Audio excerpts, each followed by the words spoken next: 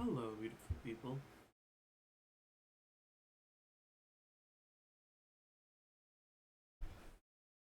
How are you all doing today? Stream so late I got here early. Yeah, I've been sleeping even worse lately.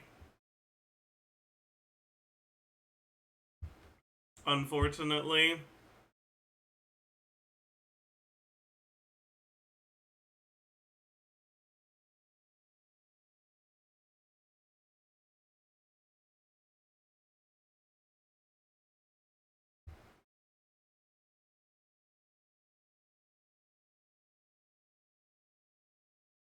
Gotta slow down on that caffeine. I don't even have coffee every day.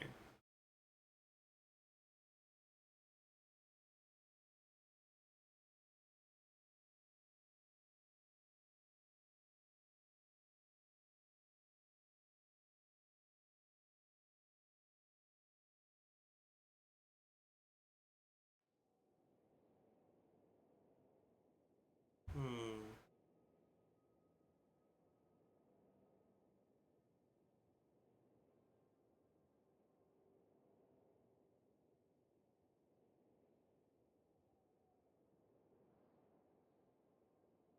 Hello.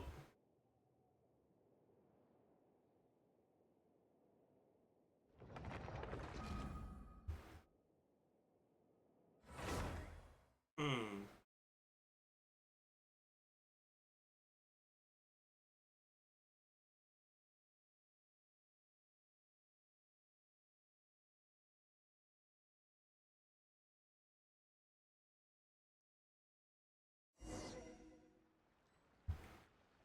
Awage business. Chow stream? Why? Is it because I'm short? True. Lol W. True. Short streamer. Lol W. True. I don't know why I keep repeating true, but it's true.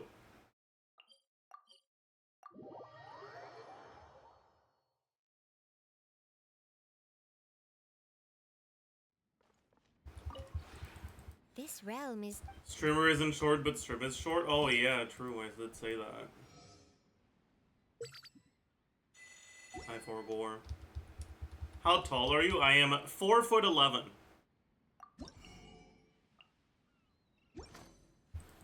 Call me small Jeff, because I'm small. Really? Klugi.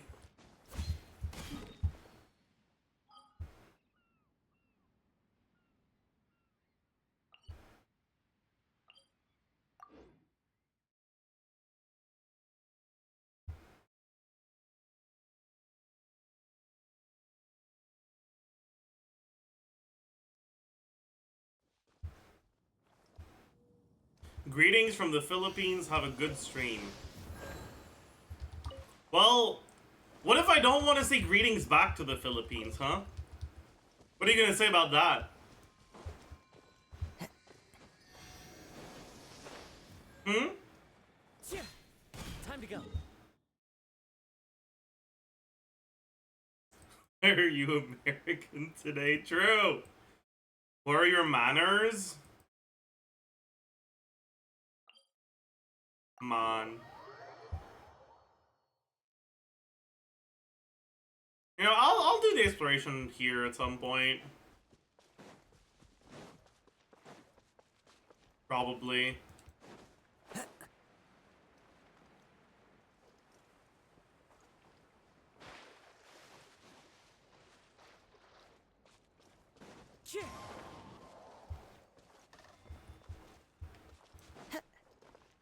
Maybe not.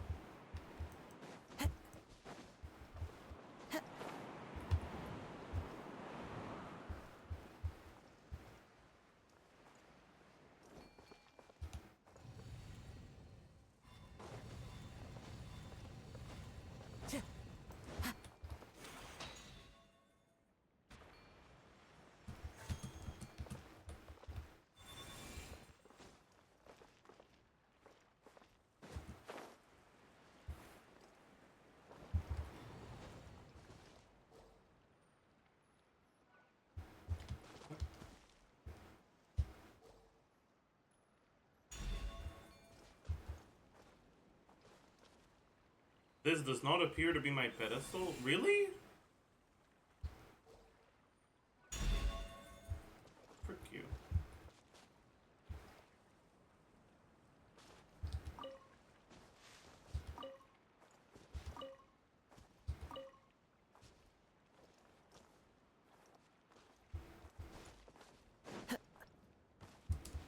Yeah, I'll do it eventually. Not today. Should I level Chungin or Femine for the next theater upgrade? I think you should just go next account.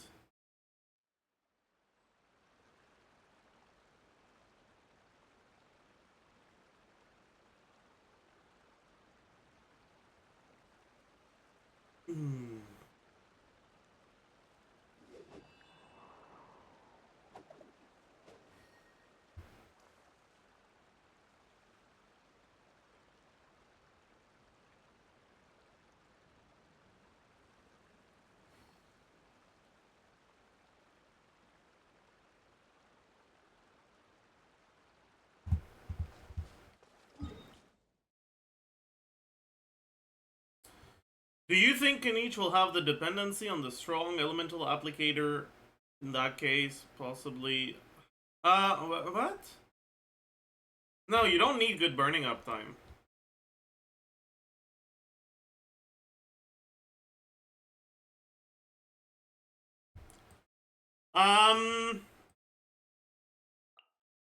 Chat. I don't want to do Abyss. What do I do even? Where do I spend my resin today?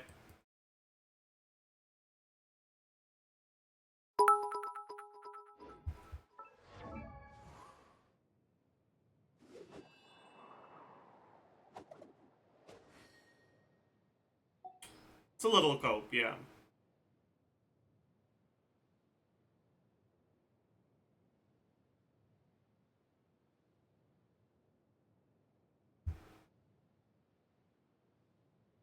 Little cope.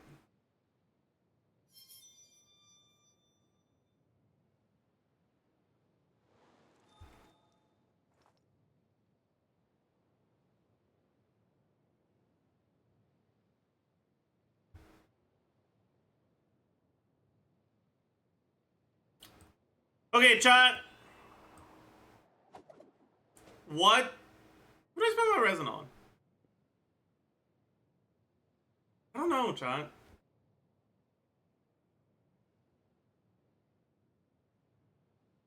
Kirara boss? That's a good idea, actually.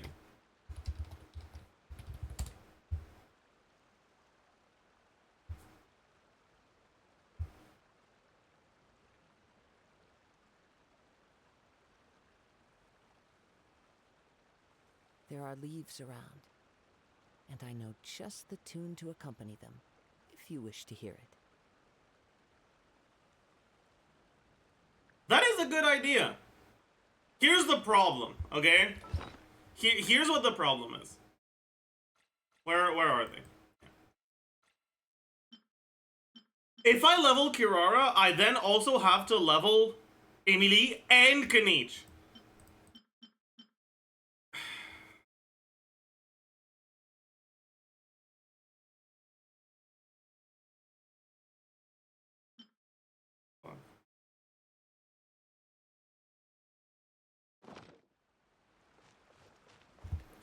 Dust of Azoth? I don't think you guys realize how expensive Dust of Azoth is, man.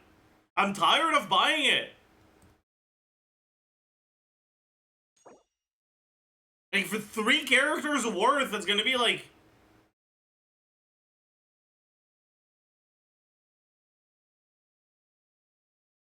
Like...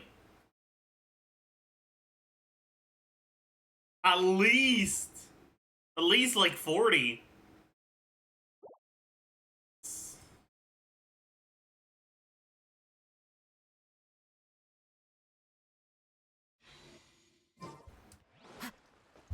Time to go.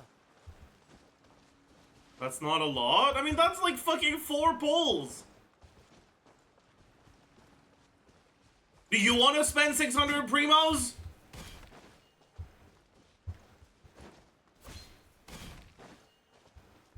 You want a minus 600? I don't.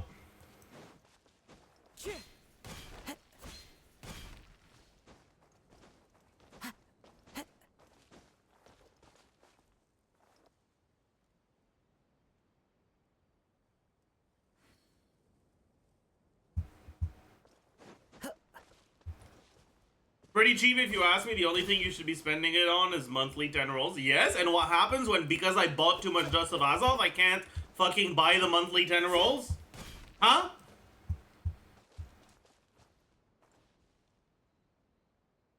Tell me!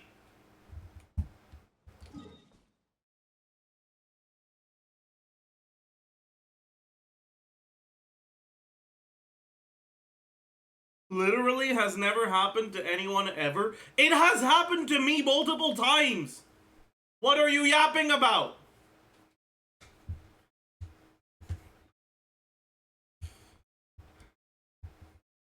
We'll pull on the banner then, but I don't want these fucking characters. Ew! Taylor Swift! Ew! Bloom!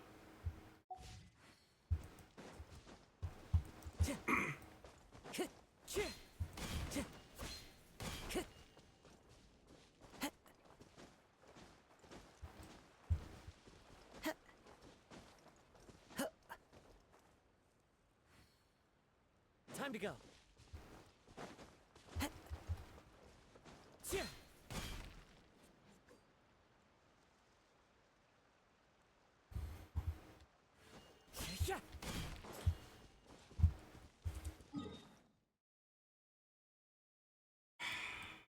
Okay, I'm not going for Kirara. What else could I do?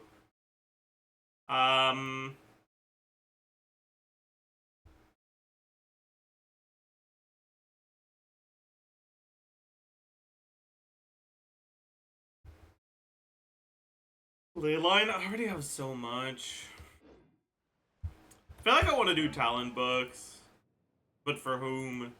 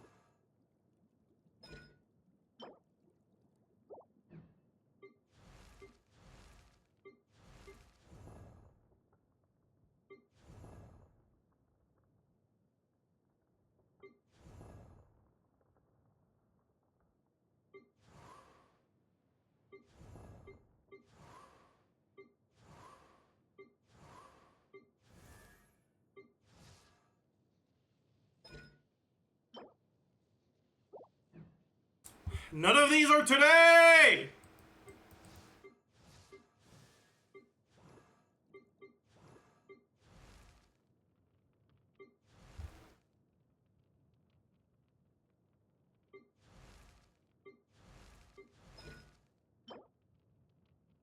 This is today.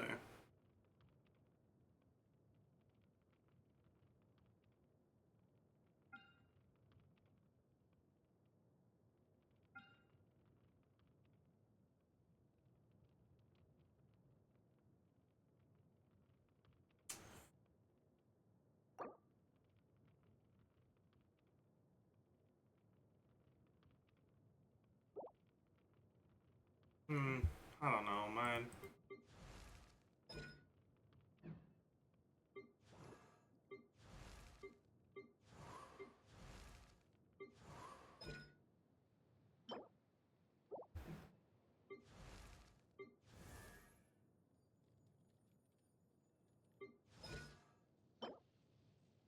This is...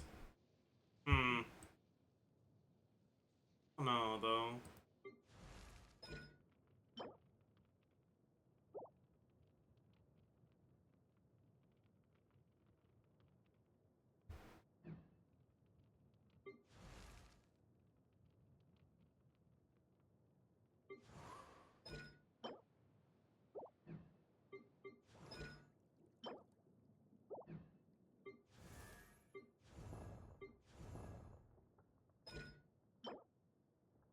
I do this?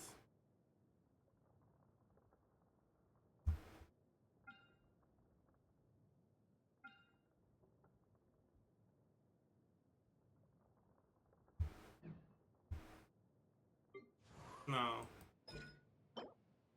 Oh, okay, I found something I can do.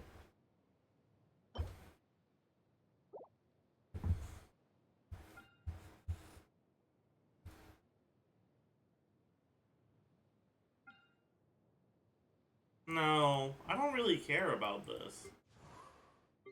Man! There's no talents I really want to do.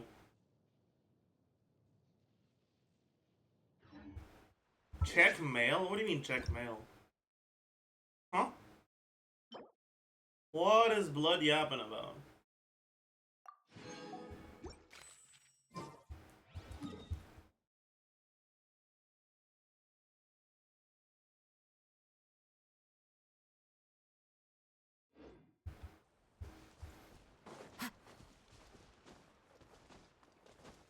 Well, Navia just to level her talents? Oh, that's so smart.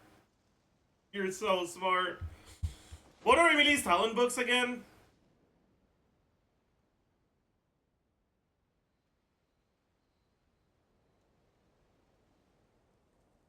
Order?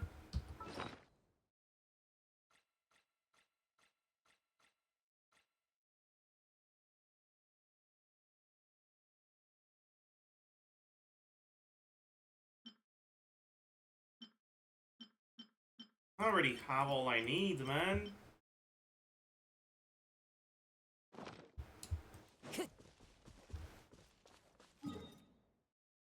Condense and farm tomorrow. Already have 5 condensed. I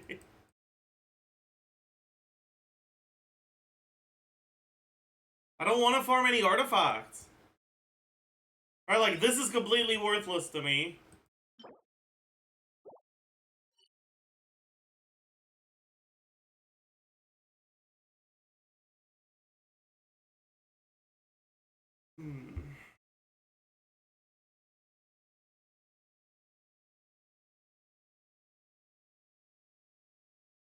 Level Sethos. The problem with leveling Sethos isn't the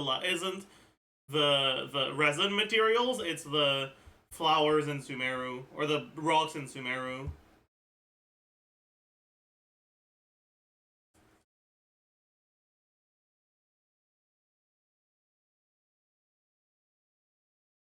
Maybe I'll farm more ley lines. I haven't farmed more ley lines in so long.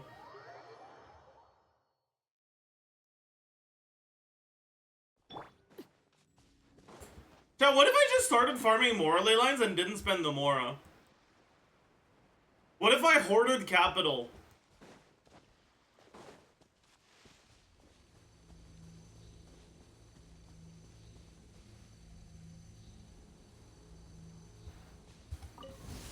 Blade bear.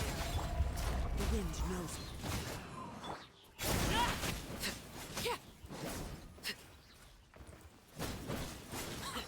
This is where you fall. Overruled.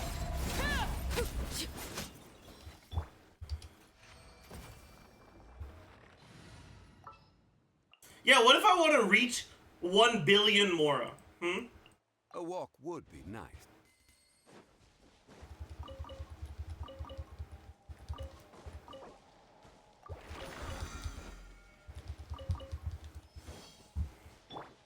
What if I want to become a billionaire in Mora? I have 14 million right now. Right?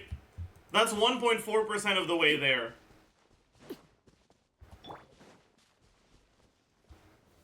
Solidify!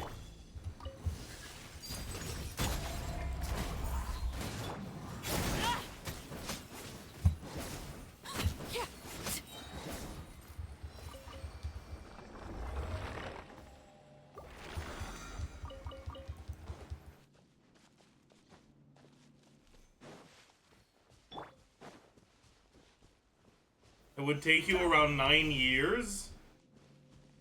I mean, how much is it every day? It's like 180.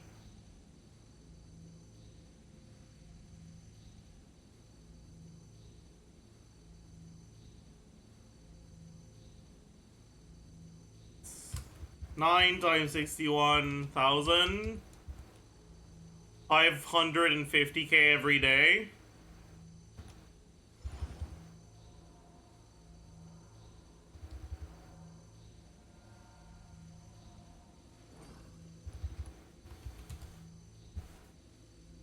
$1,800 days. Yes, Swarm's pretty fun. Which is 5 years, not 9. Osmanthus. Also, that's without counting all the Mora from exploration, events, everything. Solidify. Wind strike.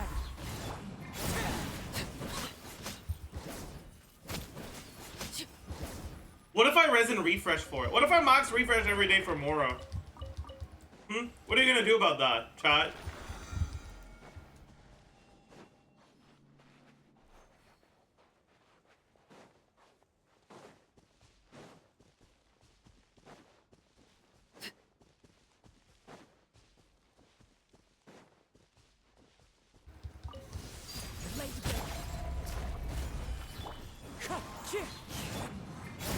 What if I start doing artifact routes just for the 600 Mora per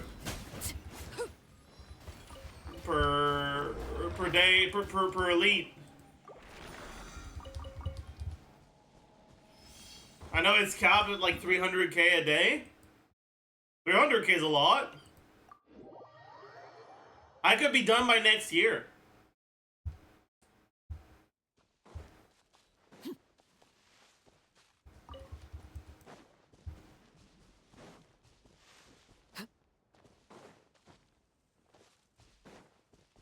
Was it only 70k?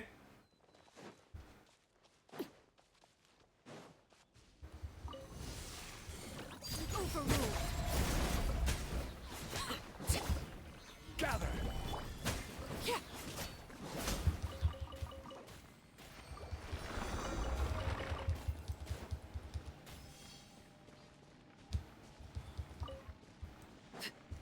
Do it then, no one's stopping you. Common sense is stopping me. But what if I just didn't listen to common sense? What if I was an idiot? Sorry, let me rephrase that. What if I was more of an idiot?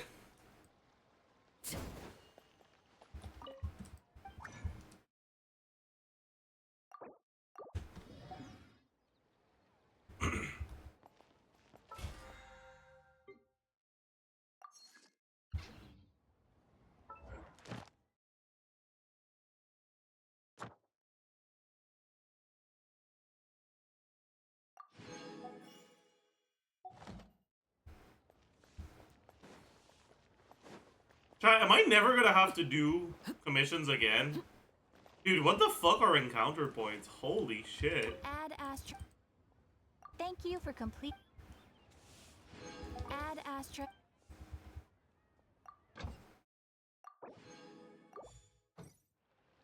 I mean, I'm not gonna complain. Commissions just are not fun. However, we're done with Genshin. Yeah. And I don't know how I feel about that.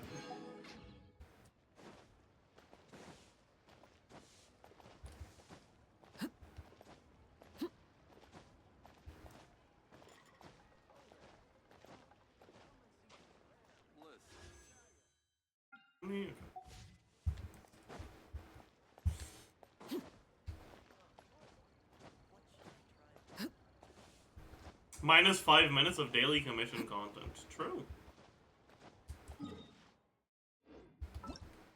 What happens if you do your commissions? You just get literally nothing? I feel like you just get literally nothing. I'm not gonna do them then.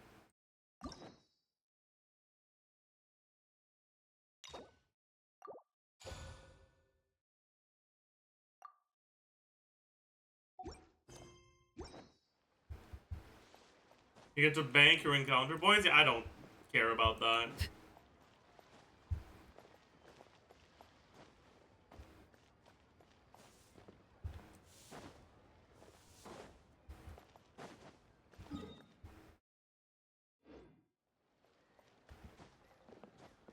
Okay. I'll be right back, chat. I'm gonna put some water to boil.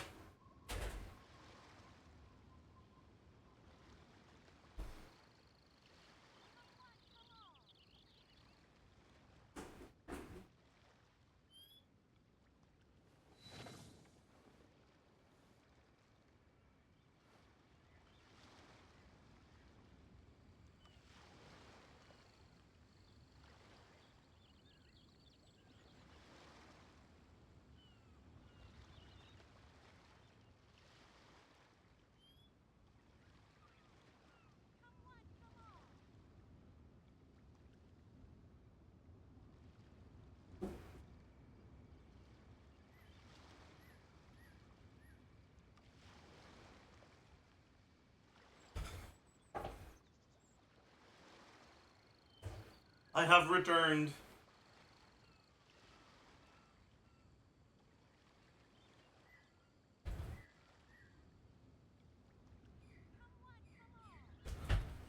John, it is kind of crazy to me that we're like a month and a half away from not one.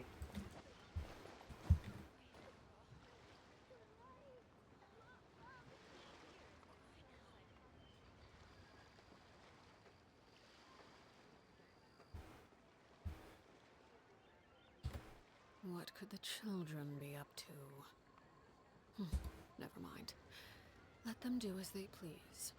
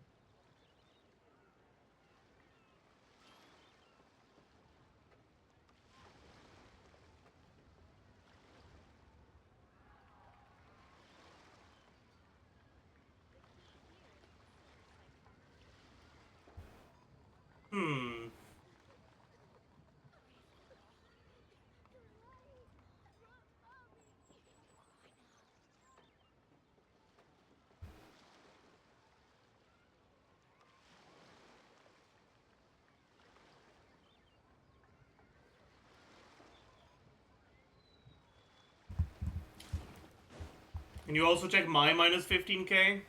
Sure. Sure! If it's bad, you're gonna get minus 15 minutes. Slash timeout. Something you wish to report? Go on. You have my undivided attention.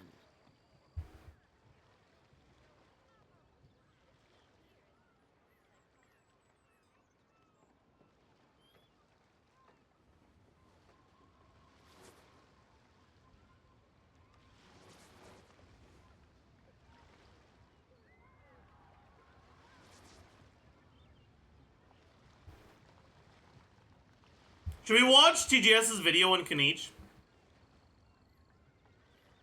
Thoughts?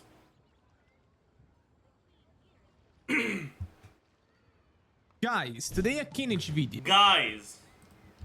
Here's a link to the usual stuff.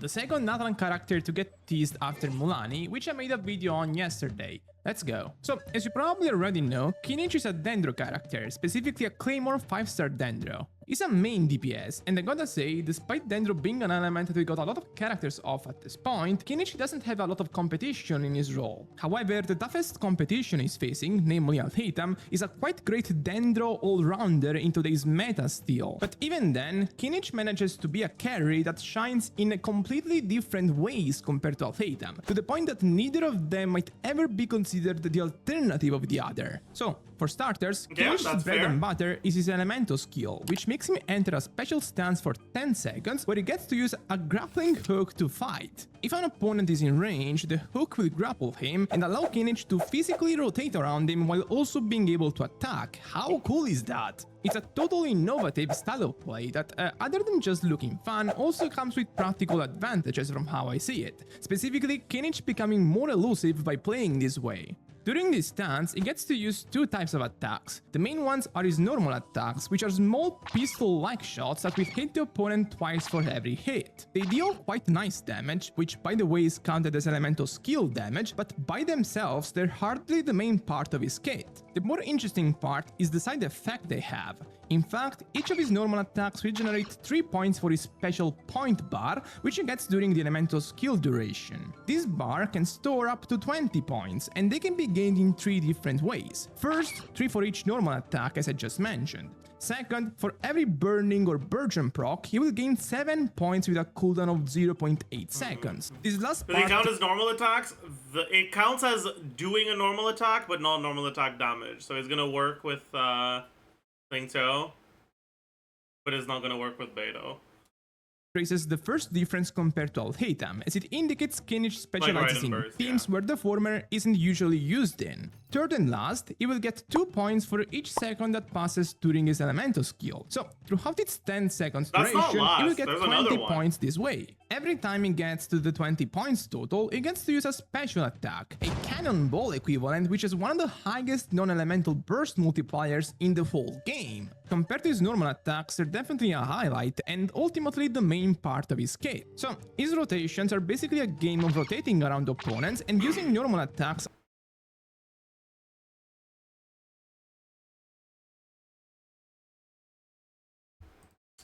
There's also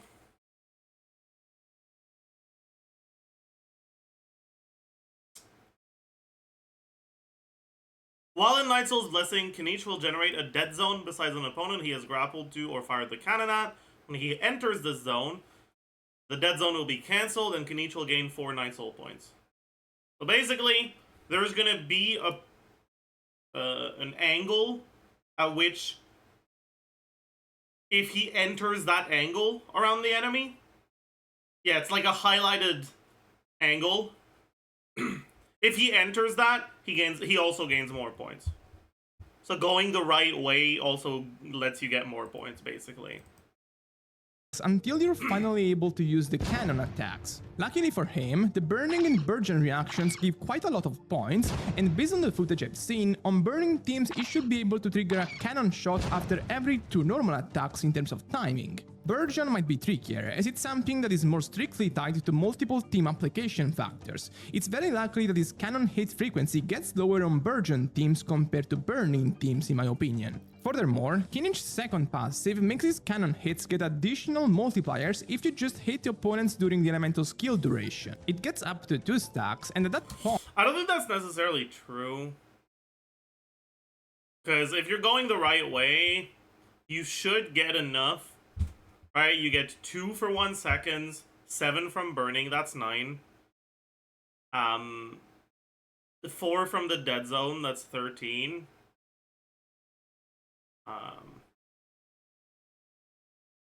Wait, am I Cornge? I'm Cornge. I don't know, man.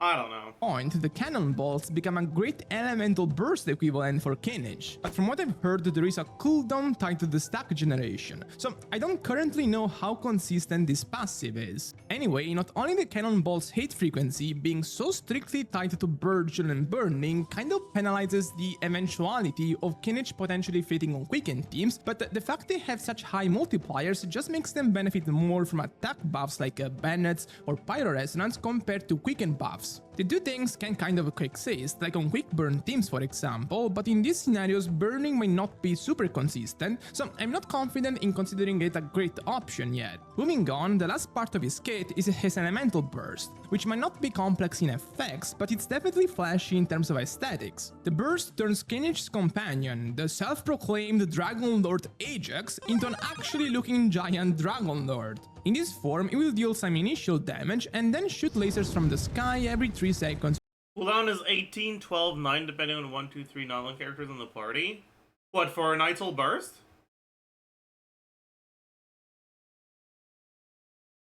Kinda ass. or so. These lasers hit in an AoE horizontal range, Jesus. and overall they contribute nicely to Kinnich's damage. Still, the burst has a 70 energy cost, a quite steep requirement which might make it better as an every other rotation thing rather than a consistent damage tool if you don't use a good second dendro particle generator with Kinnich. Low-key, a true shame for such a cool animation. Taking all of these things in consideration, Kinnich's personal damage output is honestly up there and maybe even better than any other dendro DPS in the game, which however isn't really saying much. You see, dendro characters like Alhaitham aren't typically known for their super high personal damage output, as they're meant to be used on quicken teams, so compositions where the ceiling damage of each specific character is reduced on purpose by design because of how team-wide the quicken damage is. The nature of quicken, which makes it an elemental reaction everybody on the team can consistently proc, makes quicken teams more likely to be a team-wide effort compared to Kinnich's teams, where the main DPS output technically needs to shine a bit more. There are a few exceptions to this with a couple specific teammates, but first I want to remind you that if you enjoy my channel but you haven't subbed yet, please consider doing so because it really makes me notice your support. So before I talk about his potential teams, a few more words on his gameplay. His AoE range seems quite limited honestly,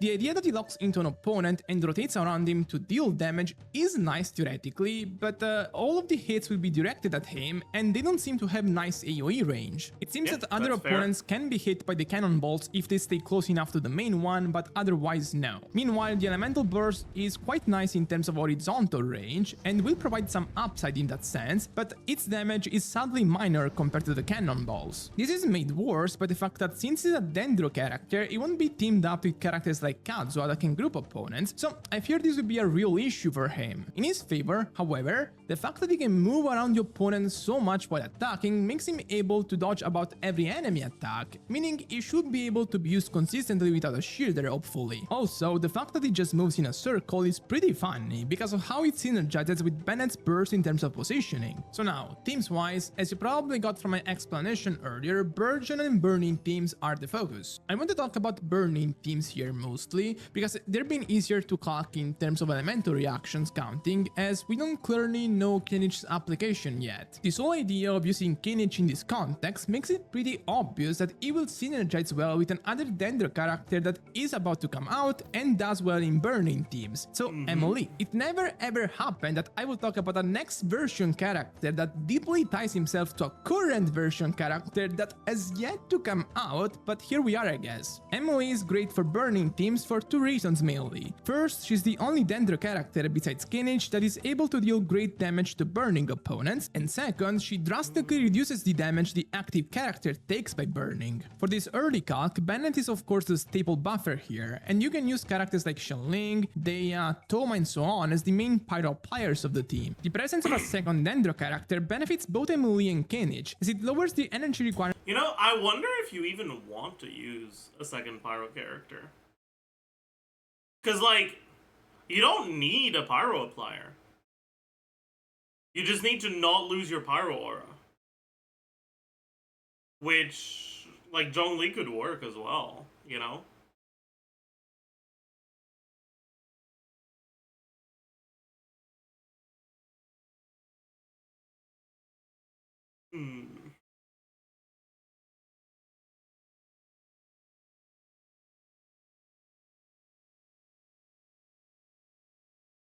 Can immediately sustain burning?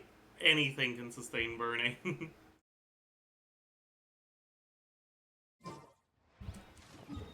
If you don't have something eating away the pyro aura, burning fucking self-sustains itself.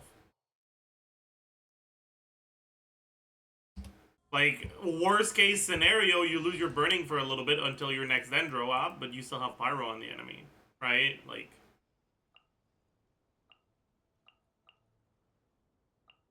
Time for a...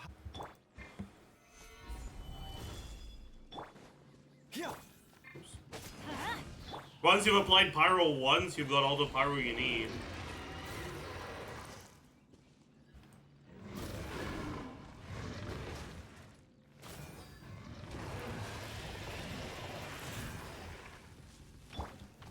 Gather. I lost it because I got 2 ups in a row and I was slow. But...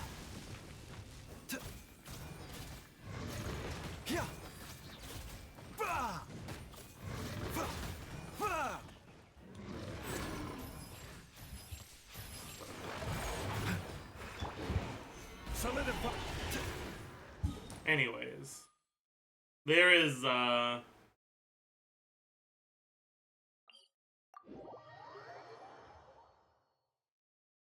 if your last teammate is not like a hydro unit or a cryo unit or an electro unit,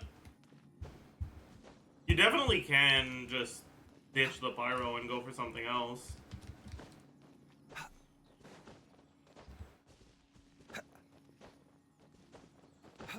You run a buffer instead of Shanling, who would you run is the question.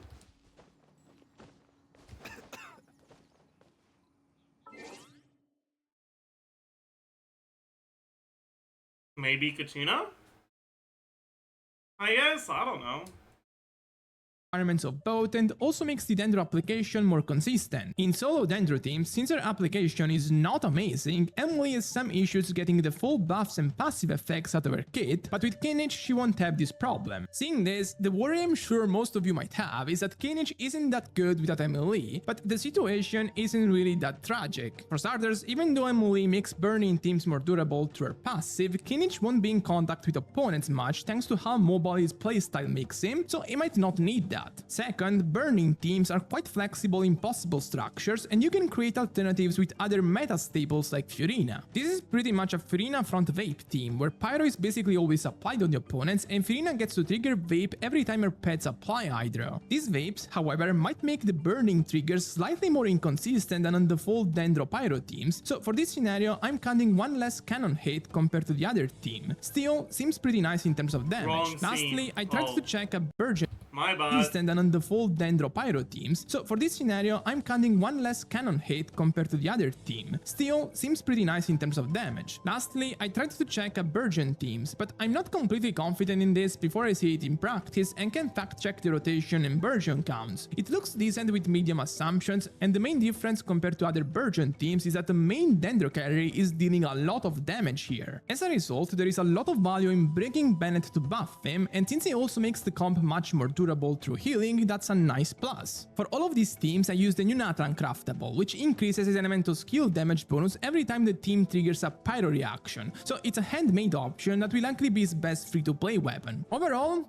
I would say Kinich is decent as of right now. Yesterday, I talked about how Mulanni can be a ceiling raiser for Genshin in terms of damage if every single star in the sky aligns for her. In comparison, Kinich is definitely more human-like in terms of numbers, but his playstyle on the other hand has more quality of life compared to Mulanni. So it's kind of hard at this young stage to say how they will compare to each other at full release. And with this, I'm done for today. Yeah, I mean, I expect Molani to be stronger, but Kanich to be better because he's more fun and fuck everything else. Agreed? Agreed. Do you guys agree, or do you guys agree? Agreed?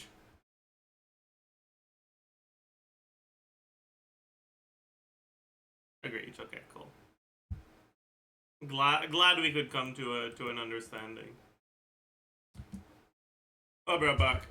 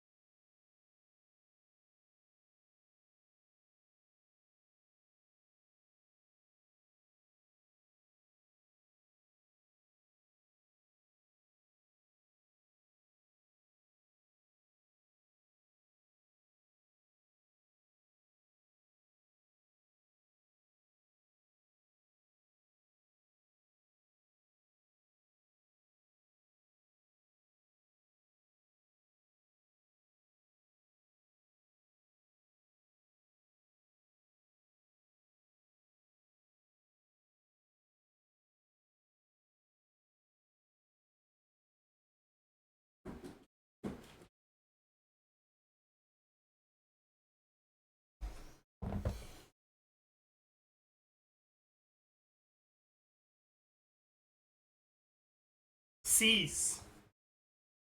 Stop. No more!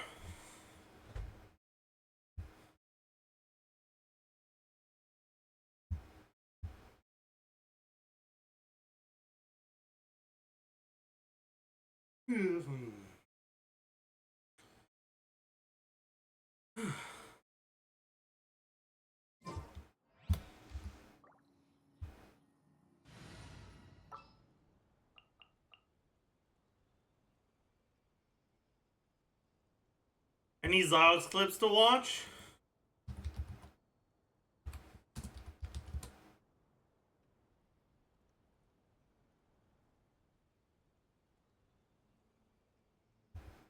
Sure. There's 1,000 bits, Hadrona. Appreciate it. Oh, shit, we don't know about someone else. Wait. I wasn't able to catch a stream last month because of What is this? your cooked Is schedule. this his favorite character from each region? Wait, should I do that? Wait, I want to do that.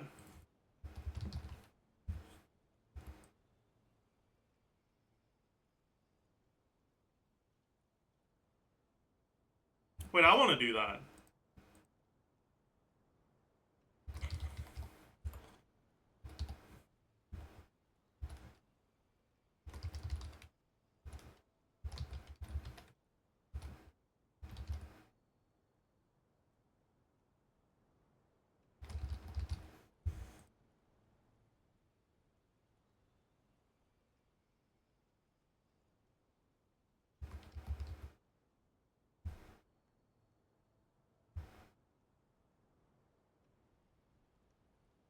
Top 3 from each region? Okay.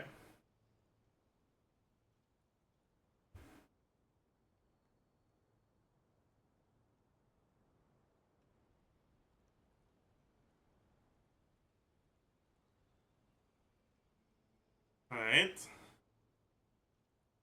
Mondstadt definitely has Kaya. Definitely has Bennett. Where is the bozo? He is. And definitely has...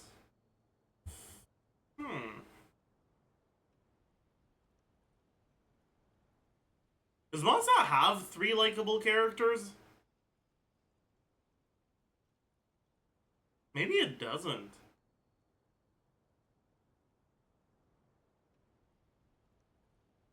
Oh, Venti! Yeah, Venti.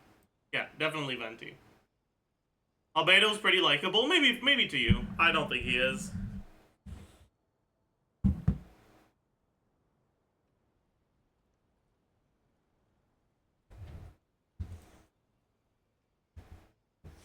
Alright. This is based on personality? Yeah, it is. Leah! Wait, did it do... Why is Arlecchino in red? Oh, because she's Nesnaya. But she's Fontaine! I don't know, man.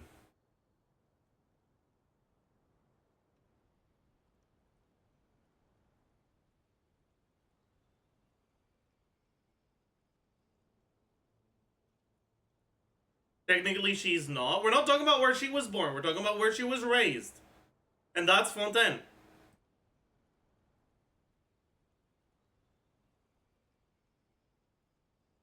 I don't care about your Conrayon bullshit. Ooh, wow, cursed, wow, ah. I don't give a shit. Okay? Her home is Fontaine. That's what matters.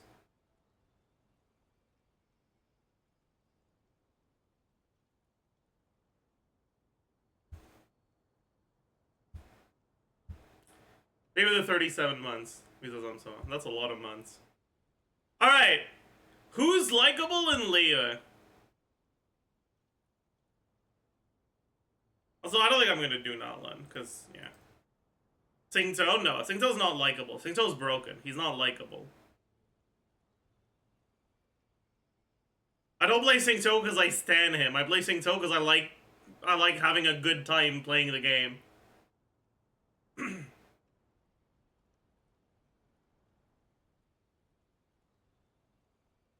Yeah, probably Beto. But like, here's the thing. Yeah, Yunjin definitely. That's fair. Yunjin 100%. Where is she? Yeah.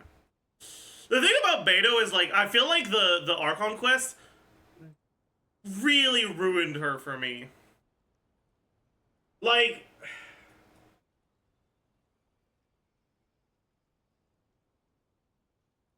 I don't know if I vibe with someone who would be willing to... Because, like, in the world of Genshin, okay, a vision is basically a gun, okay? And Beto's just willing to give a gun to anyone just because they're strong. Because they win the tournament.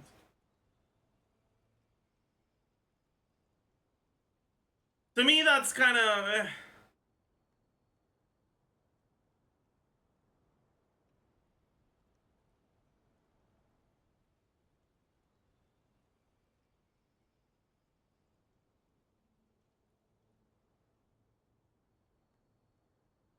Was that more of a of Kazuha's idea? Yeah, but like she's okay with it. So like, I don't know.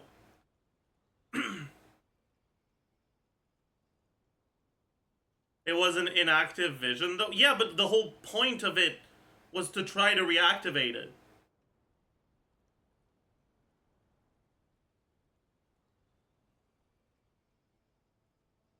Yeah, like to me that conflicts with her characterization as someone who cares about like the children of Leah. Like, no. If you're selling guns to strangers, you don't care about the safety of children. I'm sorry, you don't.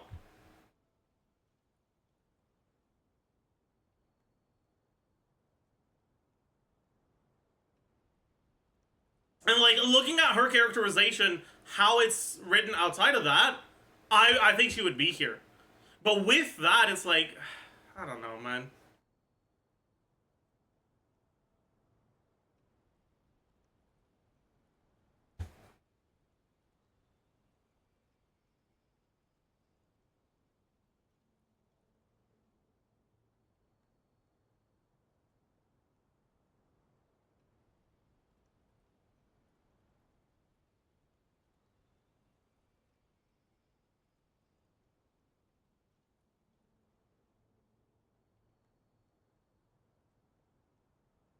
Like if you're willing to give very powerful a very powerful weapon to someone on the premise that only they are strong, to me that's, I don't know. It makes me like her less, for sure. And like, it's fine to have a character who's a villain or who's irresponsible or whatever. I just feel like it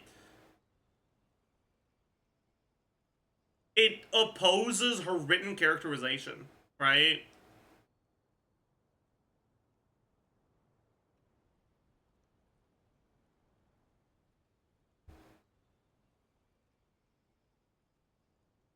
I think Shannon is pretty likable. I disagree. Is Shannon unlikable? Honestly,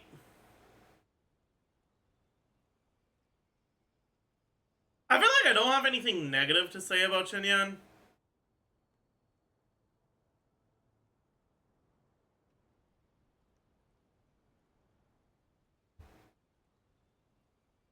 I guess Shannon and probably Gumming.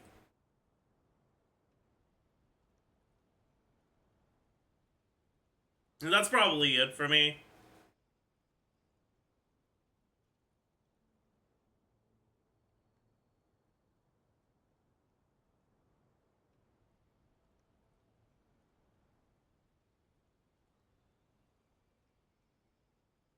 Is this 4-star only tier list? Listen, okay? The reality is that 4-star characters tend to be... There tends to be a lot less of an active effort by the devs to make you simp for the 4-star characters because they're not really selling you them as much. And personally, when the devs are trying to make me sim for a character, it makes me dislike the character a lot more. Right? It's the reason I don't think I'm ever gonna like Ayaka or Yoimiya. Right?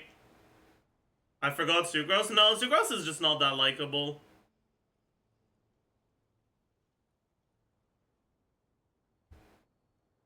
Yeah, this is the hardest part of it, because I have to find 3 likable characters from Inazuma. And that's hard. Probably Kuki. Ito.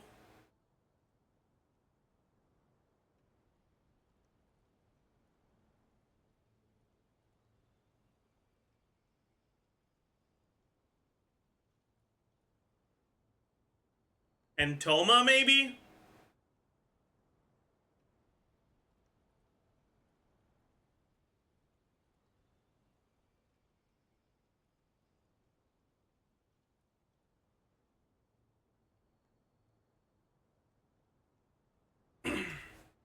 Yai Miko, good one.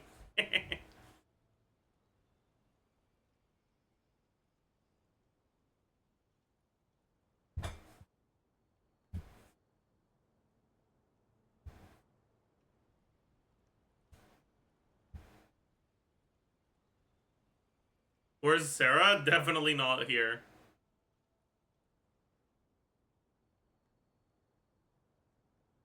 Alright, Sumeru. Okay. Sumeru, I feel like there's more likable characters to choose from.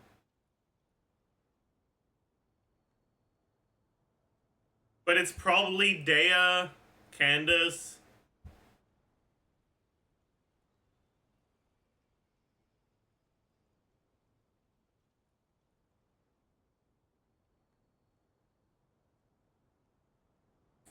And then probably between Tighnari and Kave.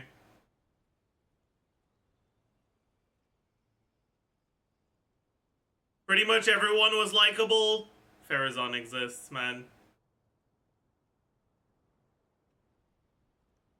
I don't know if Wanderer counts as Sumeru, but Wanderer exists. Al-Haytham exists. Dory exists. Taino exists. Like, let's calm down a little bit.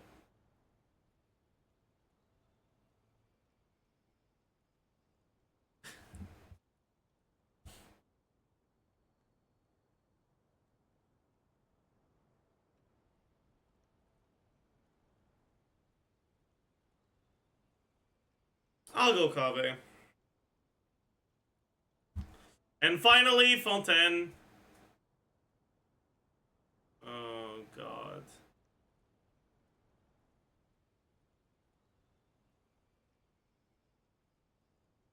Wait, this is actually hard.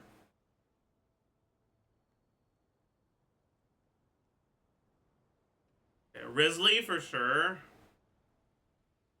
I don't think I like any other Fontaine character. I mean, I guess Arlecchino. But the third one is rough. Navia? I don't like Navia.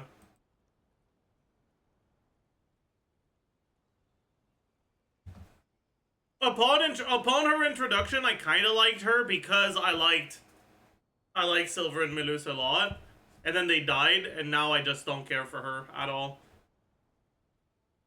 I think her characterization without them is just boring. You like Navidad or Farina? No, they're kind of boring.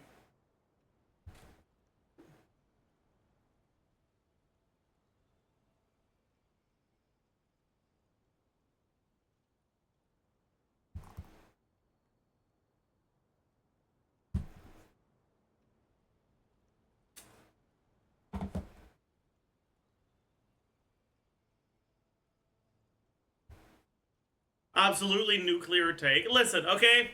I'm sorry, but it's just a little bit difficult for me to feel for you because... Listen, I don't know, man.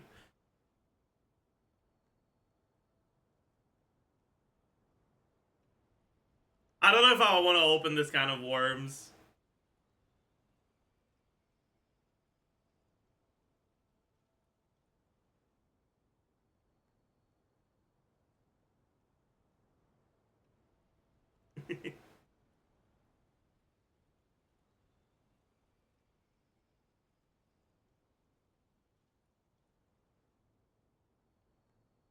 I still perceive Farina's backstory as her convincing herself that she needed to act the way that she did in order to pass as the Archon. Which is... well... you've seen how the other Archons act? They definitely don't act like Farina's acting. Okay? Like, she did the things she did because she forced herself into it, not because she actually had to. She hasn't met the other Archons? Sure.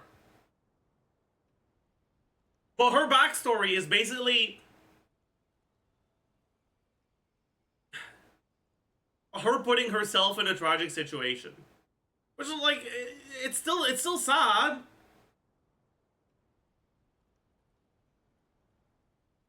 But it's a bit less compelling for me.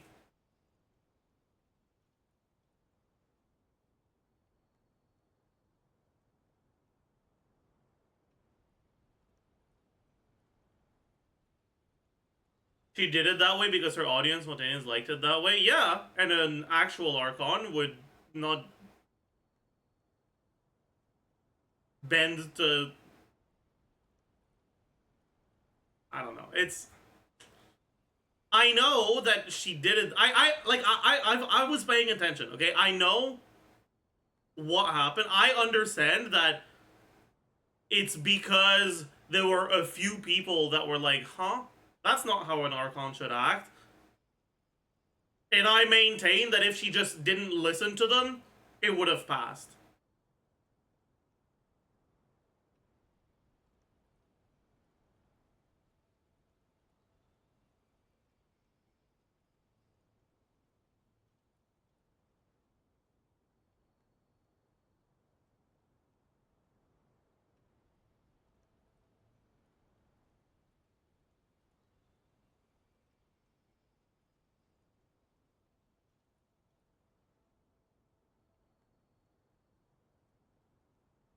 And part of that is because of the way they decided to show the story. I thought the...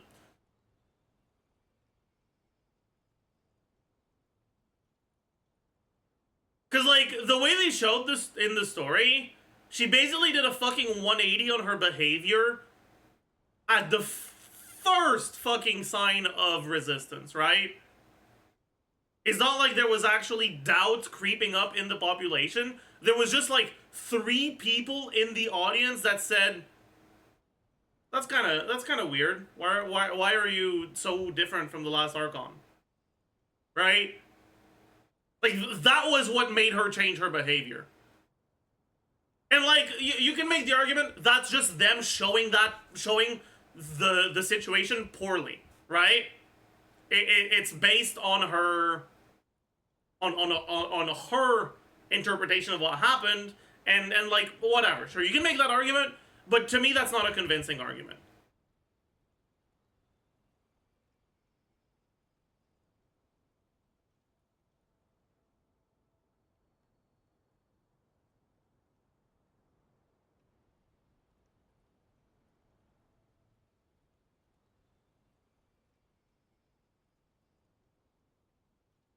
Like, to me, they made it too short. They made it happen too quickly.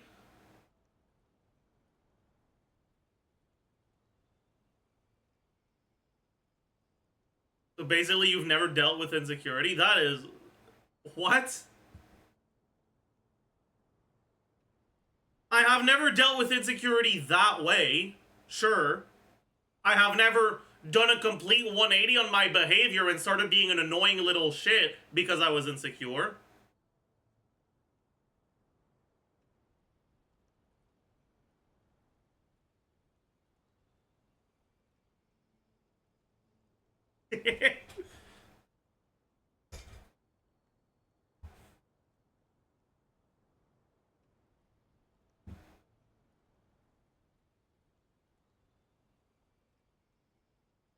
Anyways.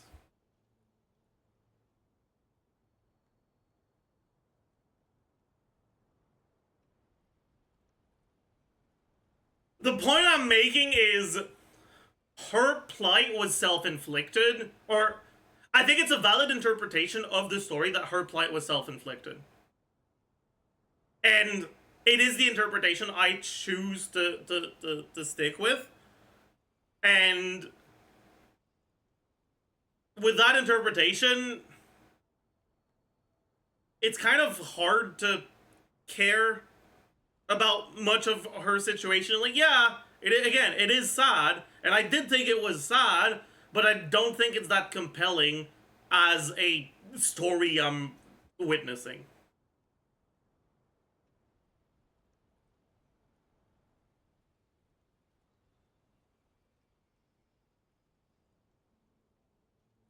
I would agree it was self-inflicted to an extent, but not consciously. So yeah, I'm not saying it was conscious.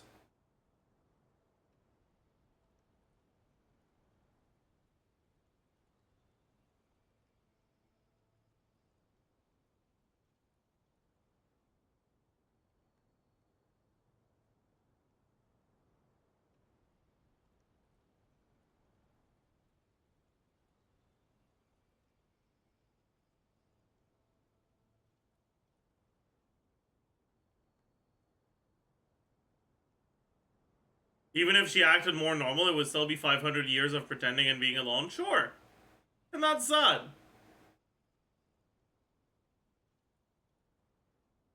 You find Sethos not likable? I don't really have thoughts on Sethos. I haven't done the quest yet. So I definitely can't put him up there.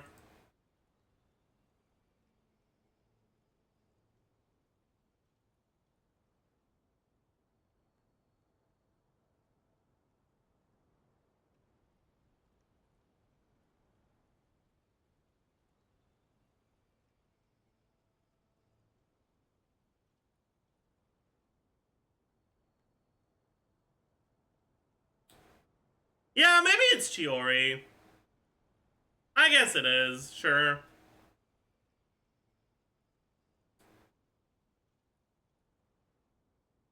Wow. The majority of these characters are awful. Damn. Oh yeah, actually Chiori is from Inazuma. I guess that doesn't count. Fuck! Bro, no one's likable in Foten!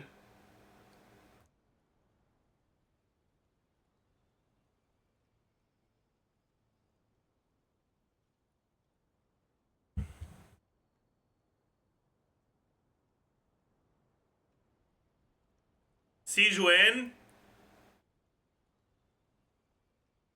How do I say this nicely?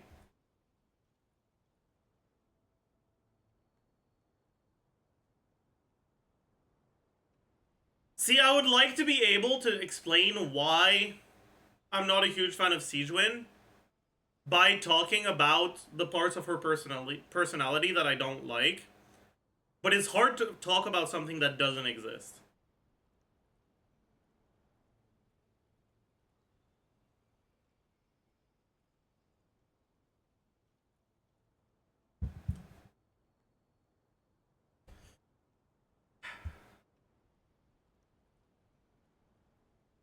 To be fair, I guess that is...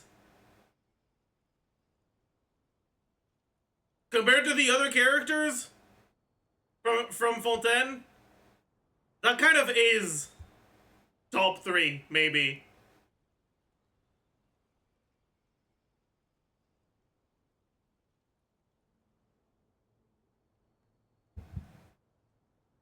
Travelers, I definitely don't like Travelers.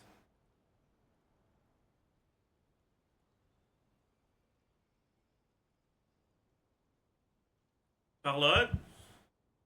She's so annoying, though. She really is so fucking annoying.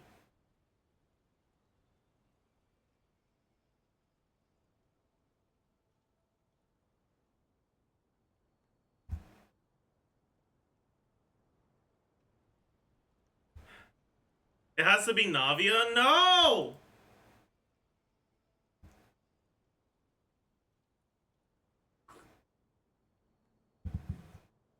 Clohane? Also no!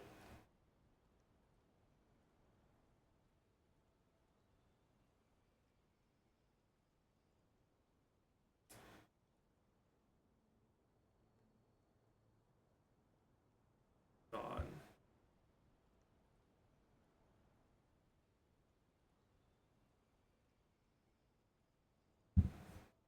It might be Lynette. Actually.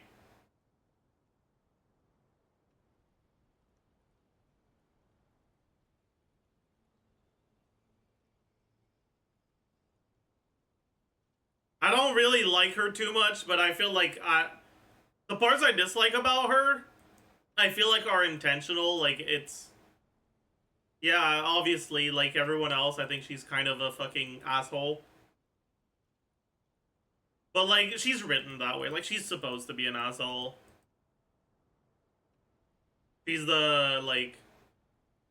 I don't know what how to translate this expression in English. Pince sans rire. Yeah, she's deadpan. Like...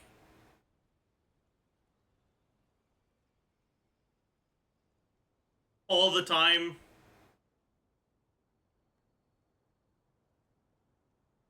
And she kind of cares, right? Like, she cares about her brother, and she somewhat cares about, like, her family as a whole. But honestly, not as much as everyone else. And, like, I don't know, man. It's whatever. I don't mind it.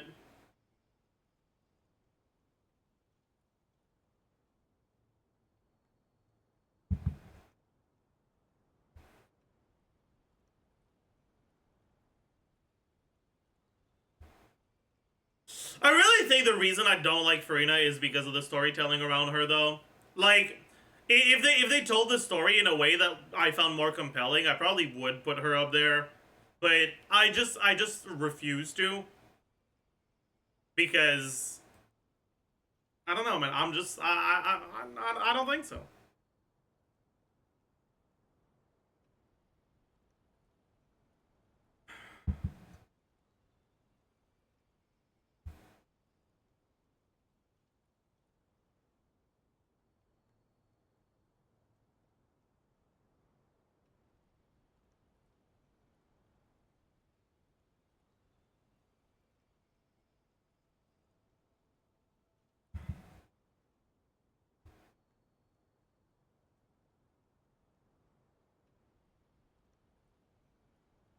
What about Neuvillette? I actively don't like Neuvillette. I think he's just one of the most boring character tropes.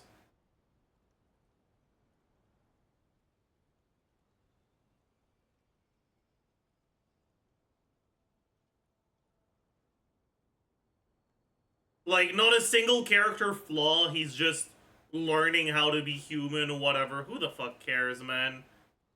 Make him actually make mistakes. Make him actually a flawed character. Make him get angry. Make him get... Like, I don't care. Just make him... Make me feel like he's feeling anything.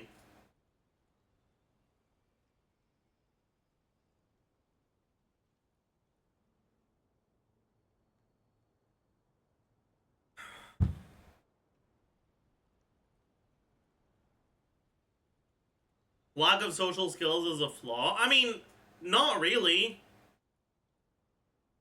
Like, he's characterized as lacking social skills, sure.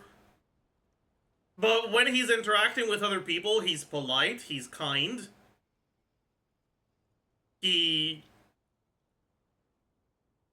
cares about what they say, and is curious about what they mean. That's not someone who doesn't have social skills. That's just someone who's new to socializing. He's very, very good at socializing, man.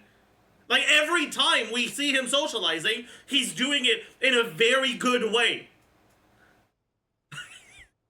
You know?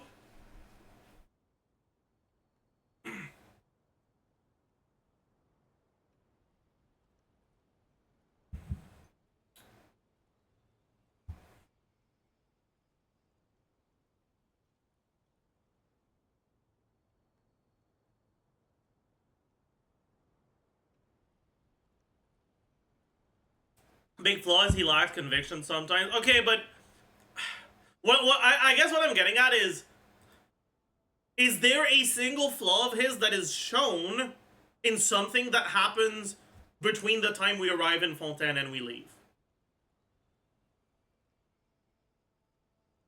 Because to me, people talk about him being socially awkward, him having flaws. Not the one we meet. Maybe in the past, but that's not the character we meet.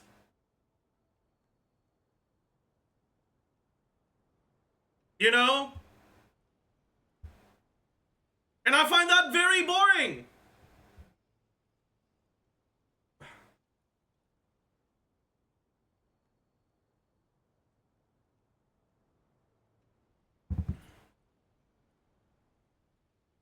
People find Kaya likable? Yes, because balls.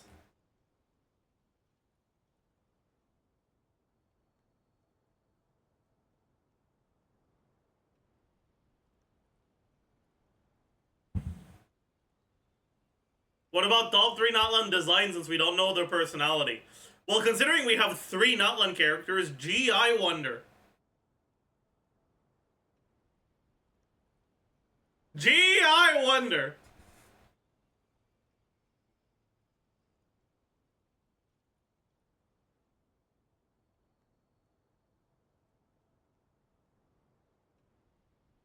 Why Kaveh over Nahida? I don't love Nahida. I don't know, man.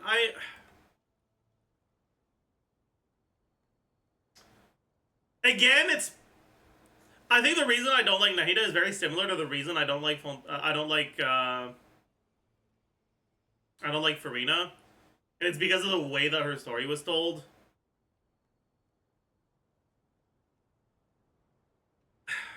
Inazuma left an incredibly bad taste in my mouth. And when the reveal of what happened between, like, with Nahida and Rukadevita happened, I was just sitting there like, this is way too similar to Inazuma, man. Can't you guys come up with a different idea?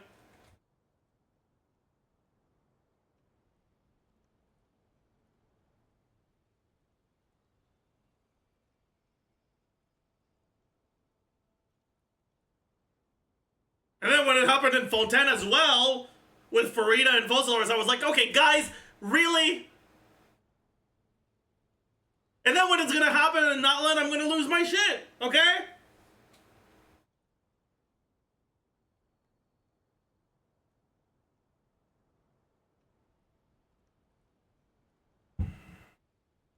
Like, I get it, okay? They're trying to build upon, like, they're trying to reflect the Traveler and their twins' relationship of being the same person but different with what the Archons were encountering, and it's supposed to be this, like, but I don't know, man. It has to be compelling, it has to be written in an interesting way, and I feel like it just isn't. And starting with Inazuma definitely just ain't it, because Inazuma is just so not good to me.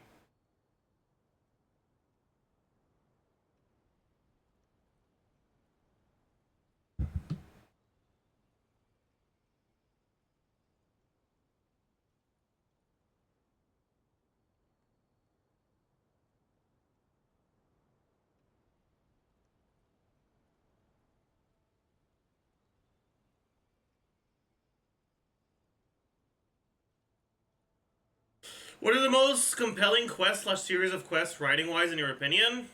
I mean, I've talked multiple times about Venti's quest, about Tichnari's quest.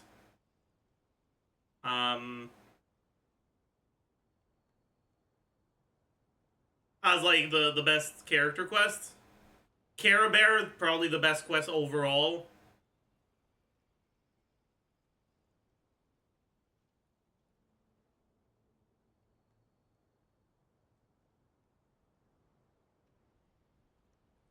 What makes you like Venti? If I were to be forced to live in the in Tivat, I would definitely want to live in Mondstadt under Venti. Like, people talk about him as this irresponsible drunkard motherfucker, but like, every time something bad actually happens, Venti's there to fix it. He just also respects the people and gives them freedom.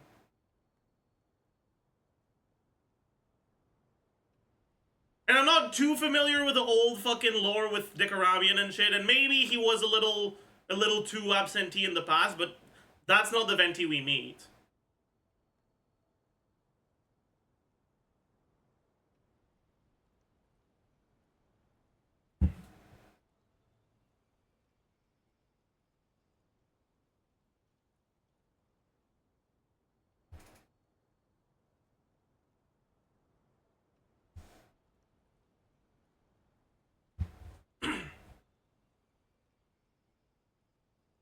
He just likes to drink casually and people think he's a drunk. Oh no, he's definitely a drunk.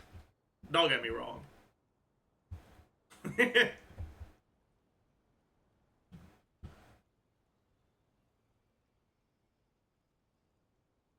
I just don't think that inherently makes him irresponsible.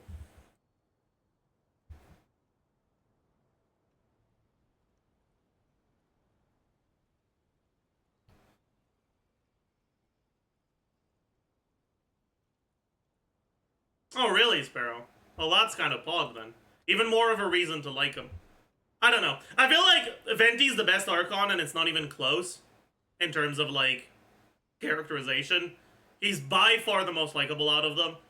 If I were to actually interact with the Archons, he's the one I would get along with the best. He'd offer me he'd offer to buy me a drink. Well, he'd offer to have me buy him a drink, but like, you know, drinking buddy. Like, we take those, right? I don't know. I feel like Venti really is the peak of Archon writing.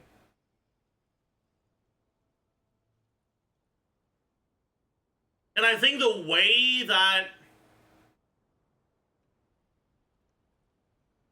Venti's characterization is juxtaposed with Zhongli's characterization is what made Genshin's story so compelling to so many people early on.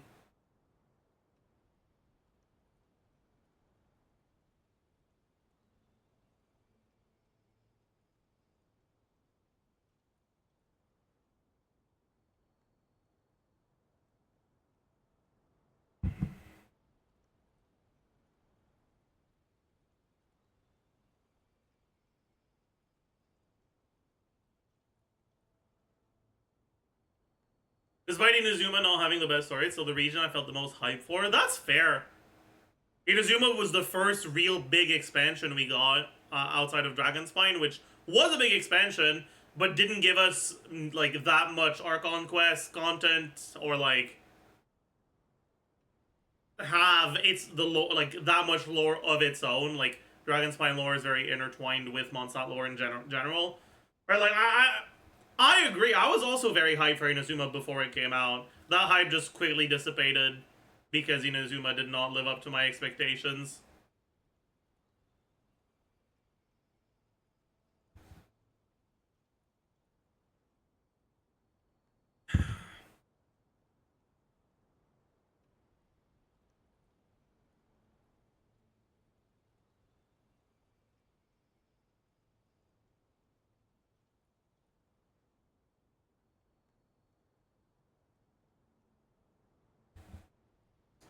Do you think Inazuma was bad because of the pandemic, or was it something else entirely? I mean, that might have played a role. I don't know. Like from my perspective, the parts of it that were bad were, I don't know, like the story as a whole, like the plot was weak, the storytelling, the characters, pretty much every part of it. But I can't know why it was weak, right? Like I can't know if fucking employee 37 in charge of storyboarding Ayaka's story quest didn't get enough time because they had to work from home and didn't get to, like, I don't fucking know. That probably played a role, but I don't know. I don't know how much of a role.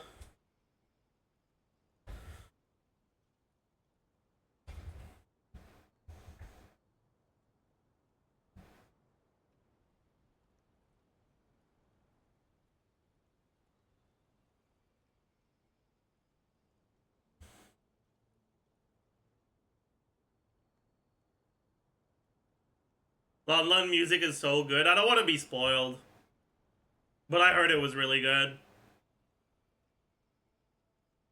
I saw, was it Dim? I think it was Dim.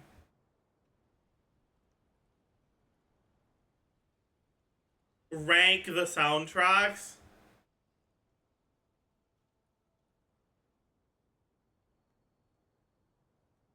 Well, it was Ubacha? Oh, fuck, okay.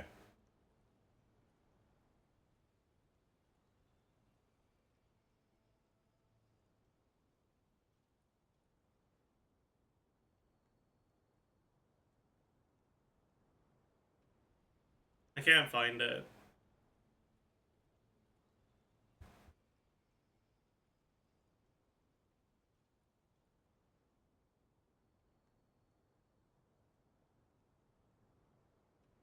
Yeah, whatever.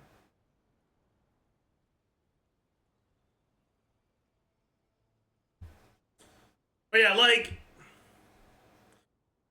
I saw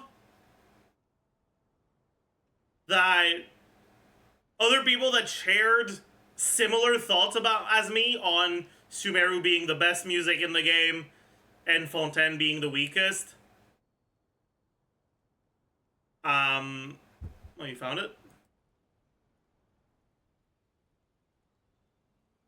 Yeah, yeah.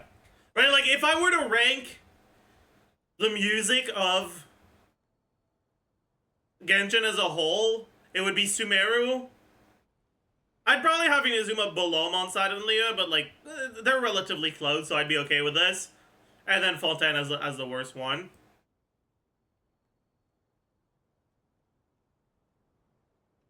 And so seeing people that have similar thoughts on this say that Natlan music is as good as Sumeru makes me very excited for Sumeru, for Natlan music.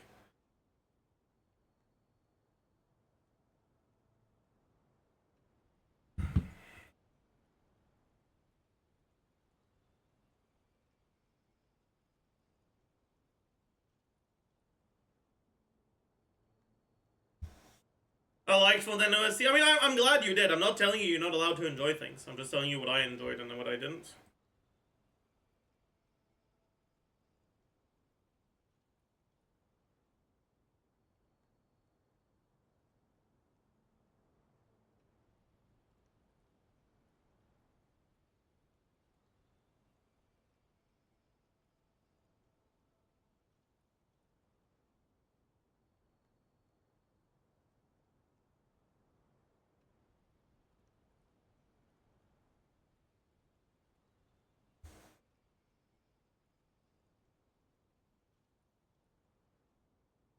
Wait. Chat. I just saw this. Star Rail fans looking to get into Fate. I personally recommend watching it in this order: Fate Zero, Fate Unlimited, Blade Works, Fate Heavens Feel, Stay Night if you want to, I guess. Prisma Ilya if you're weird. And I'm gonna one-up him, okay? Here's the actual Fate watch order, okay? Star Rail fans, if you're looking to get into Fate, I personally recommend not getting into Fate. It is a waste of your time.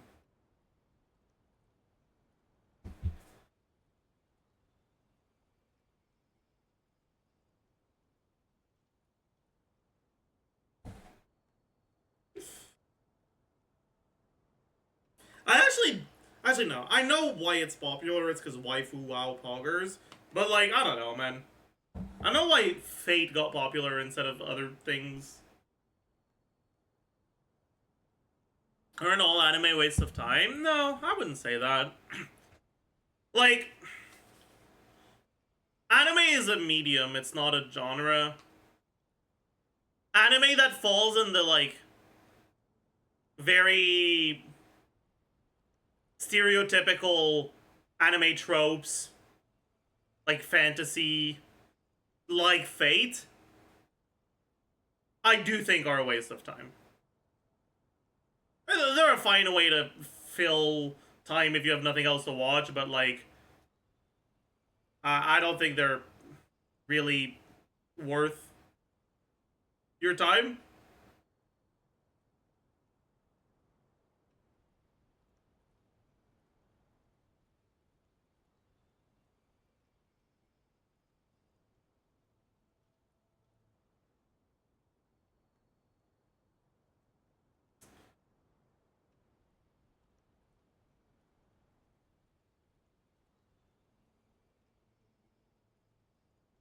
I don't think Fate falls into fantasy exactly.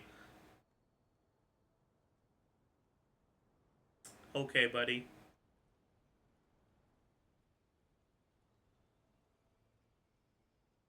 So, what? What is it, science fiction?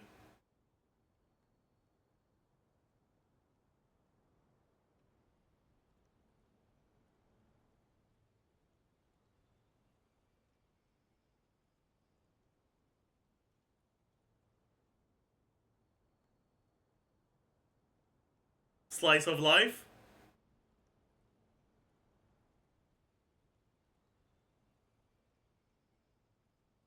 Comedy?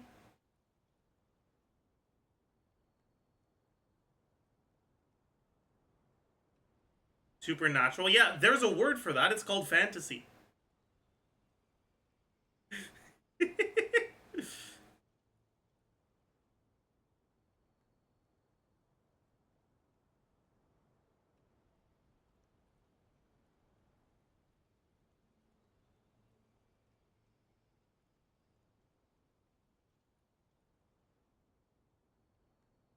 Anyways.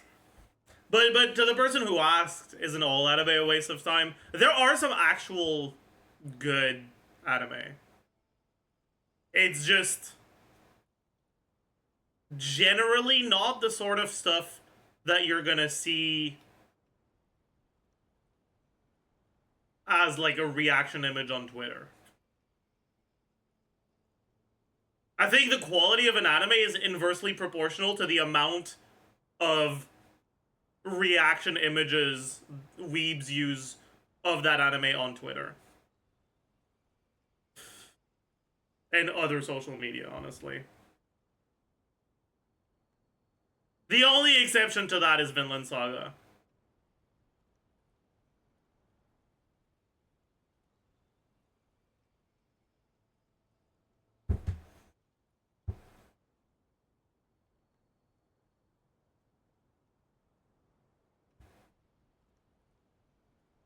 No, but if you have never watched anime before, and you're just looking for good shows in general, whether they're anime or not,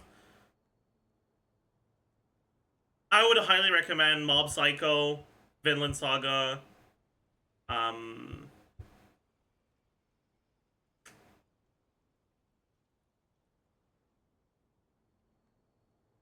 Attack on Titan. I don't know. Maybe, yeah.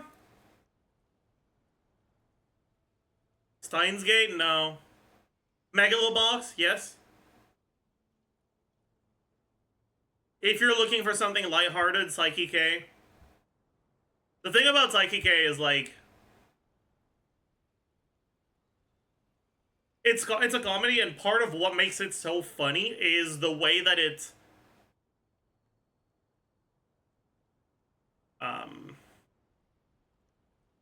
what's the word?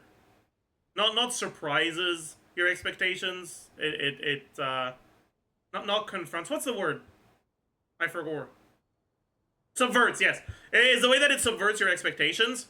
And if you haven't watched much anime, your expectations are inherently going to be different, which means that it may not be as funny, right?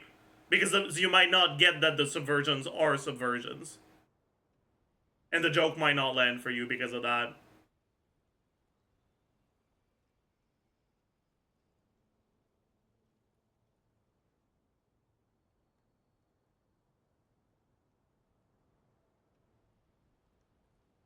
Yeah, if you're looking for some mindless, like,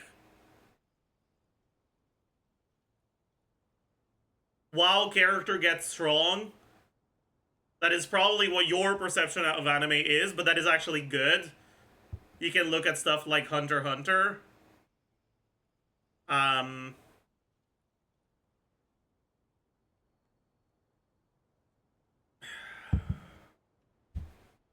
Haikyuu. Hunter x Hunter is mindless? Yeah, it is. Be honest with yourself.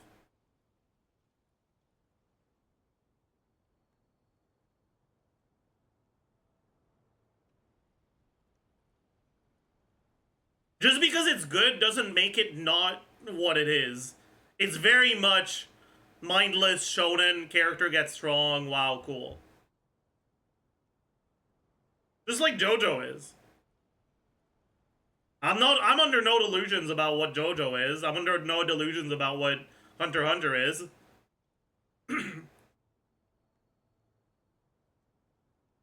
But you can do stuff like that and still make it good, right?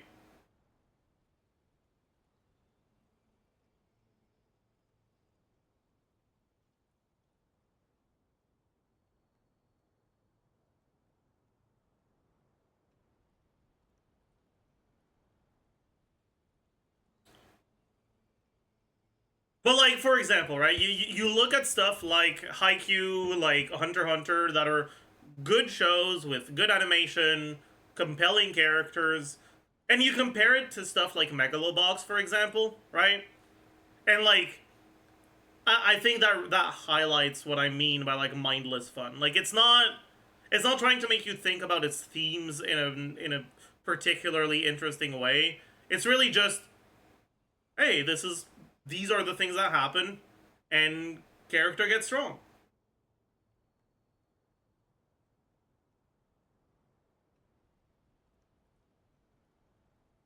And when Hunter x Hunter does have something that's a little bit more focused into its themes and making you think, it gets really boring because I don't even fucking know, man. But, like, I just don't think the mangaka is very good at doing. I mean, maybe it's probably not his fault. I haven't read it. Okay, I've only watched it, so it might just be an anime only issue. But, like, the pacing in the Chimera Ant arc is awful, and, like, yeah, there's some interesting questions about Chimera Ants and, like, what makes them eating humans inherently evil.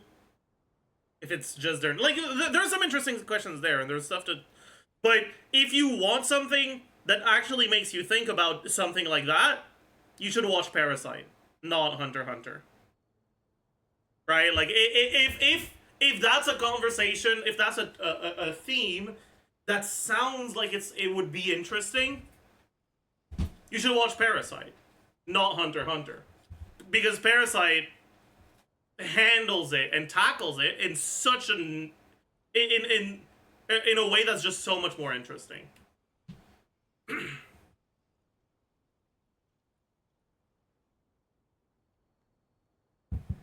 Yeah, and Parasite is relatively short, that is true.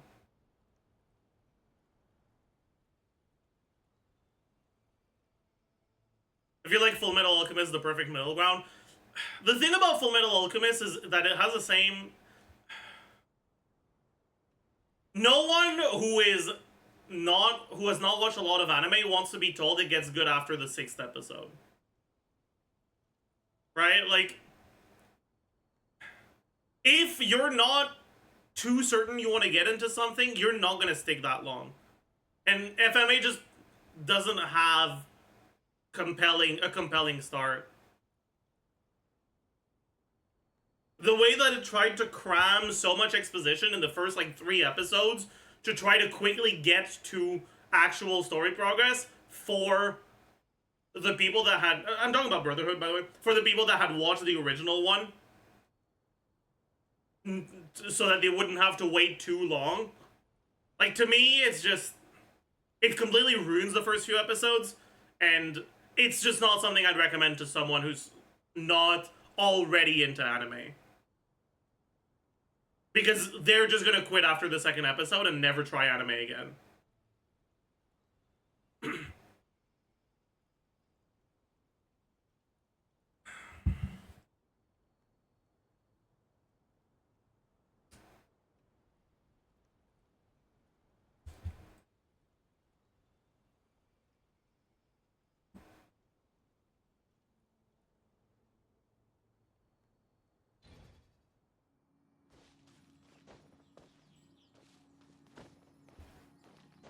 Death Note start was so good. Yeah, Death Note has the opposite issue, where it starts off really good, and then after episode like 20, it starts getting kind of bad.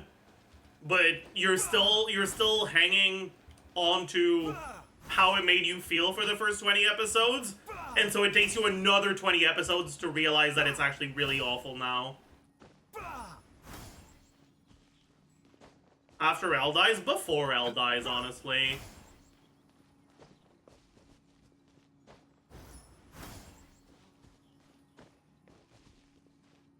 Opinion on Fire Force, it would be so much better if they fucking slowed down the fan service.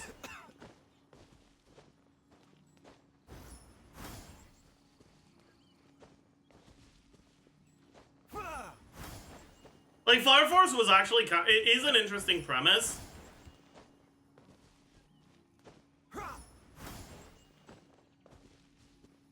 And I think the power system is also really cool.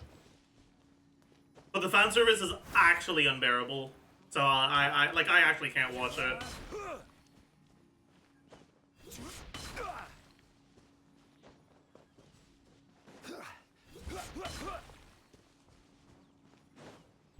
What do you think about Cowboy Bebop? I think my greatest anime sin is that I haven't watched Cowboy Bebop. I've tried a few times, but I don't know. I just keep falling asleep on the first episode.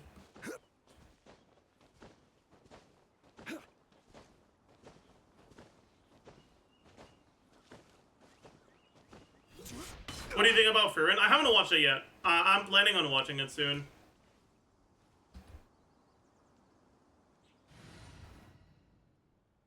What's your favorite anime from recent year? Vinland Saga and Mob Psycho. Like, my favorite anime is Mob Psycho, but at this point, Mob Psycho's kind of old.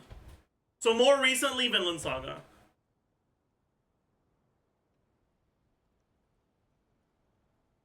Did you watch Mushoku Tensei? I watched the first, like, episode and a half or some shit. And then he started simping for the child, and I was like, no. I don't like that. That's weird.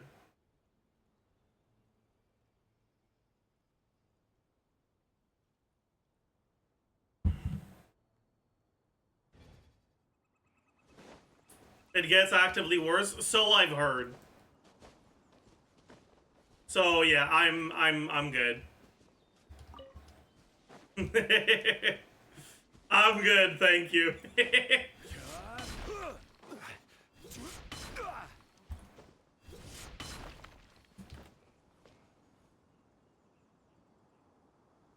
That's exactly my experience trying to watch anime in general. That's why you should watch Mob Psycho. Okay?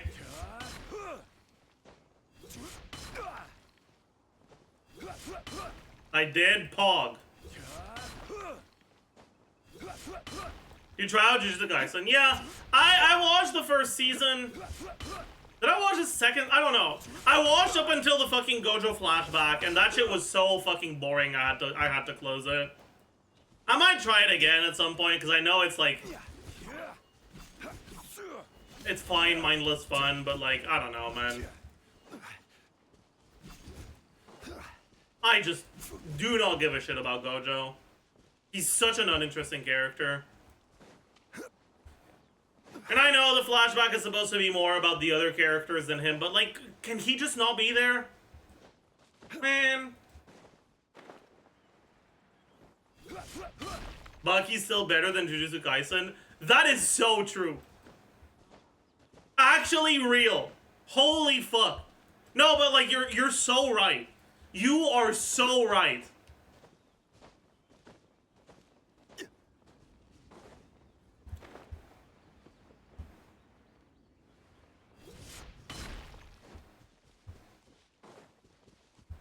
Have you seen Dorohedoro? Is that the one where there's a fucking crocodile guy? It is, right? I watched it a while ago when it first aired. And I think I read the manga after. Was it a manga? I don't remember. I might be confusing it with something else. Chainsaw Man opinion. I read it before it came out, like before the anime came out, so I never actually watched it because when I read it, it was kind of whatever. It didn't really stick out as that interesting to me.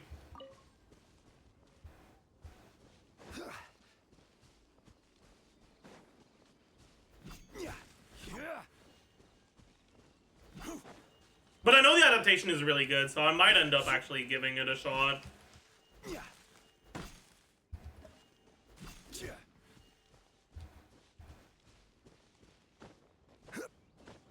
Did you watch The Great Pretender? Yes!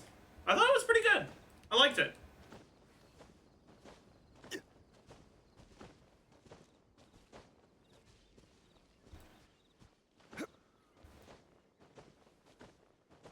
Have you watched / read Berserk? Yes. I have watched the adaptations. I haven't read any of it.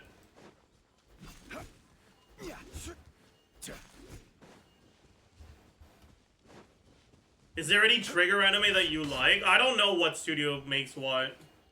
Trigger anime list. Cyberpunk Edge Runners was alright.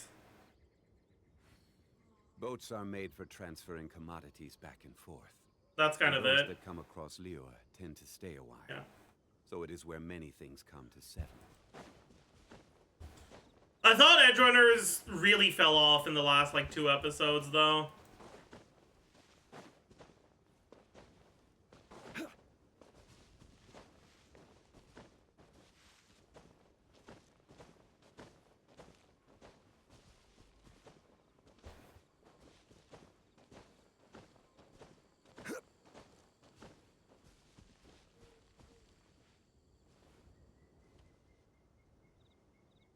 Have you seen Castlevania? Like the Netflix adaptation? I have, yeah. I actually quite liked it. I thought it was pretty good. What's your favorite anime overall? Mob Psycho. Although, I will say, okay, if Vinland Saga Season 3 is as good as Season 2, I may have to reconsider.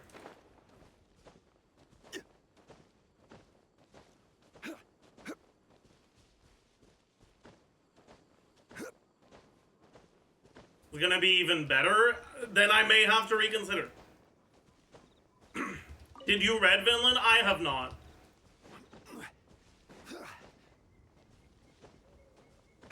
Have you watched Mashal? I watched Mashal recently.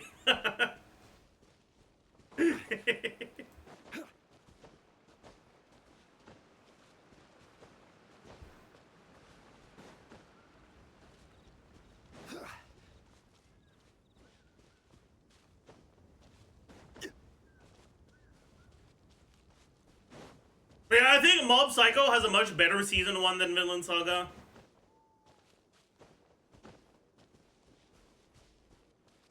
But I think that Vinland Saga has a better season 2. But then Mob Psycho's season 3 is by far its strongest season. So, yeah. It's because you watched season 2 first. I don't give a shit! It's better! I don't think... Okay, I'm gonna be honest. Other than like 12-year-olds who just want to watch guys fight, I don't think anyone thinks that Vinland Saga Season 1 is better than 2. Alright? Like, it just is what it is, okay? It's just so much better. It's good? I mean, sure. But it's not Mob Psycho good.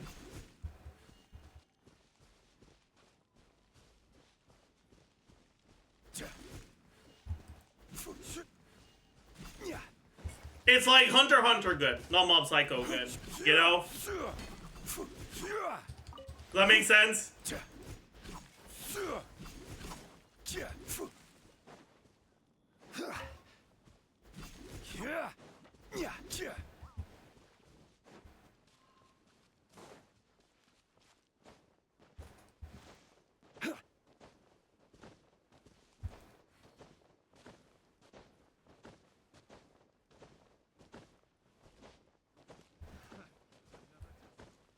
Have you seen Haikyuu? Yeah.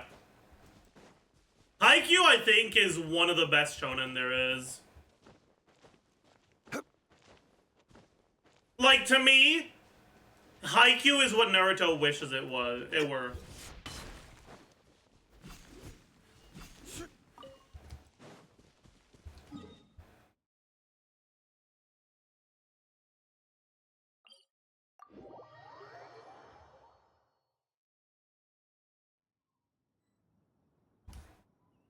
What about Demon Slayer? Same, right?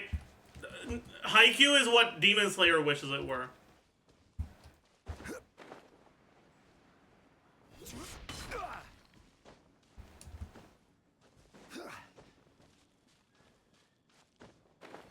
Because, like, none of these shows have a particularly compelling plot.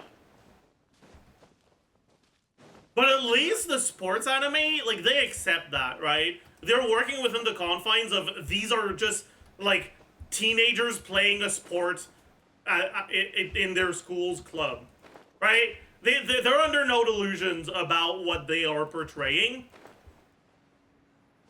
And they take that and they're like, okay, well, instead of focusing as much on the plot, we really will focus on the vibes and the characters and the fucking poggers moments.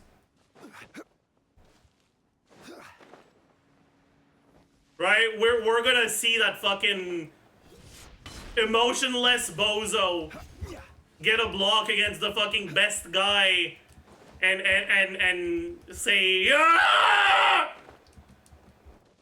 for the first time. Like that's a fucking sick moment. Okay? It beats any fucking good moment in Demon Slayer, and it's not even close. You know?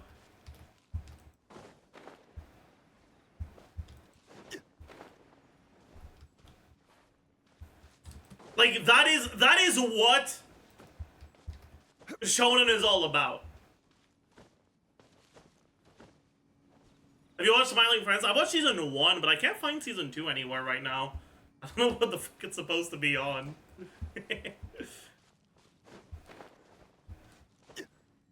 Smiling Friends is very good, I like it. Did you watch Madoka Magica? I watched like one episode or something and I did not like it.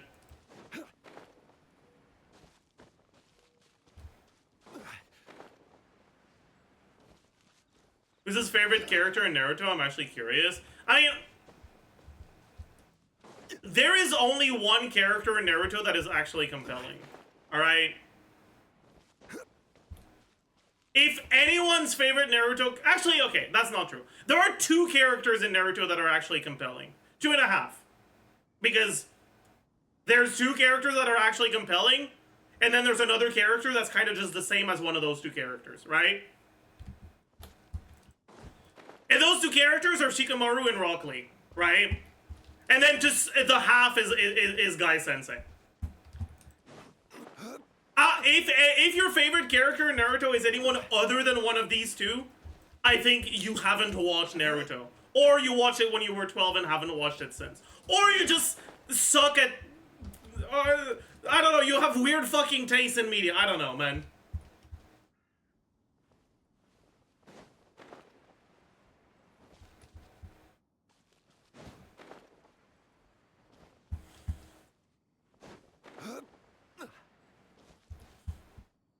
Author fumbled Rock Lee so hard. I actually disagree.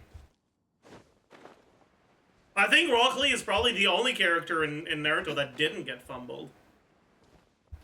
I think Rock Lee just ending up behind like he was afraid of, like everyone told him, is kind of the natural conclusion of his story arc.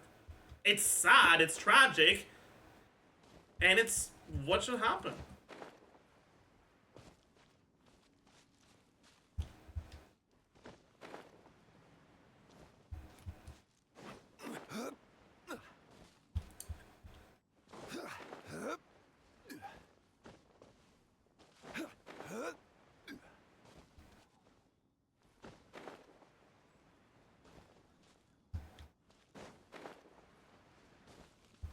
Natural conclusion of story arc without revival bullshit through necromancy? Exactly, man!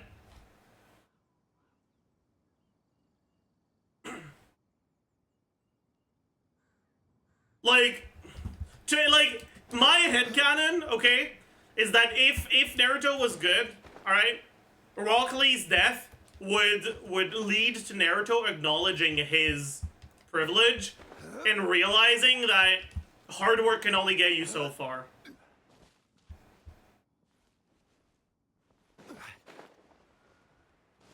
There's only so much you can do without fucking cheating and being the reincarnation of a fucking whatever guy. Or fucking just having infinite mana because you're playing on fucking on fucking easy mode, you know? But yeah, there's only so much you can do without being a Nepo baby in the Naruto universe. Exactly.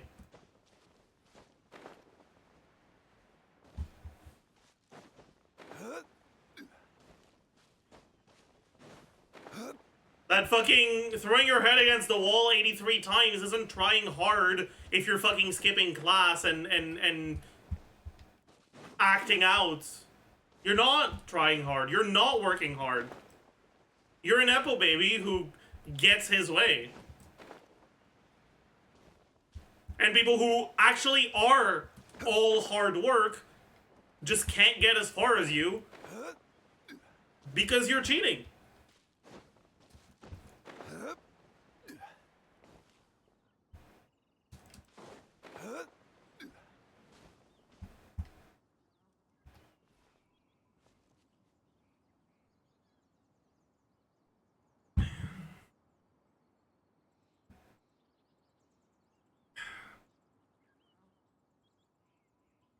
Do you watch One Piece? Yes! This may be a hot take, but I also think that Haikyuu's a better shonen than One Piece. I like One Piece. Unlike Naruto, I think One Piece is actually good. But I do think Haikyuu's better.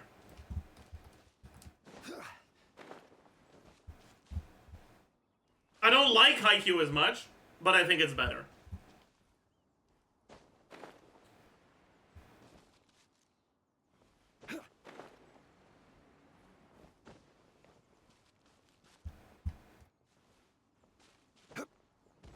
One Piece anime has awful pacing issues? Yeah, that's honestly the main reason why.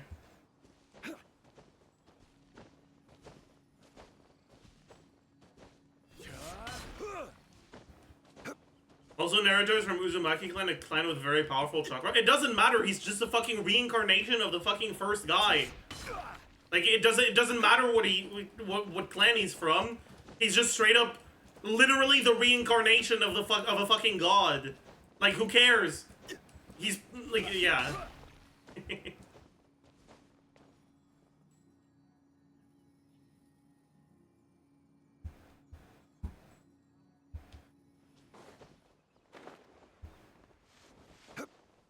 Yeah, like, he's the reincarnation of Ninja Jesus, exactly. Who's your favorite from Haikyuu? I don't really have one. I don't think any of the characters from Haikyuu is all that interesting on their own. It's the way they bounce off of one another that makes them compelling.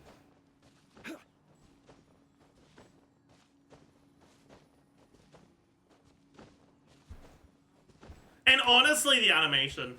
I think the facial animation in Haikyuu is the reason why it's so good. More than the characterization, more than the actual volleyball animation, more than anything else. The facial animation, the emotions portrayed through that facial animation are what made Haikyuu such a fucking fun show to watch.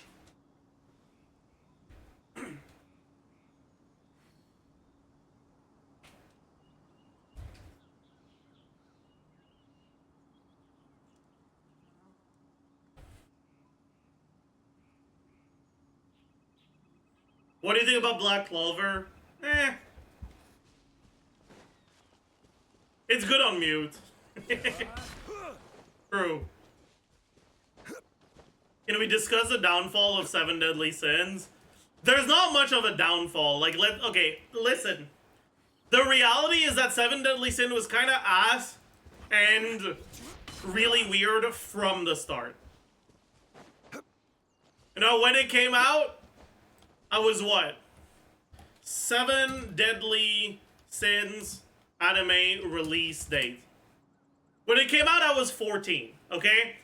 So I didn't have, you know, the most knowledgeable and so I thought it was all right. But like now, it's weird and it's not very good.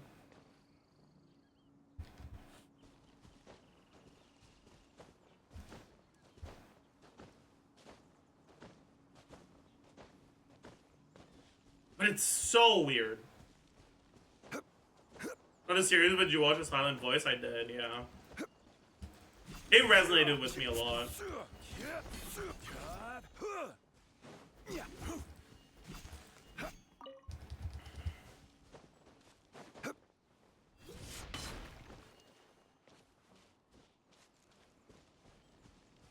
I think, I don't know what kind of a take this is.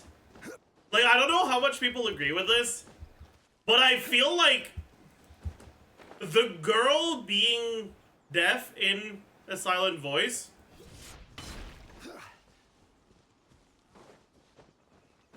is kind of an aesthetic choice.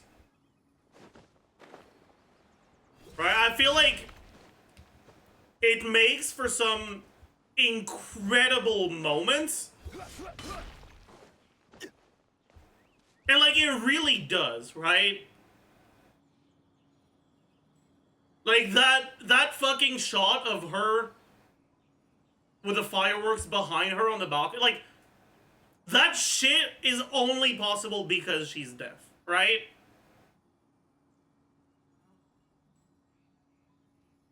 But it wasn't that important to the story. It wasn't what was really focused on that much, right? Like, a silent voice is more so about bullying and forgiveness than it is about the struggles of being deaf, right?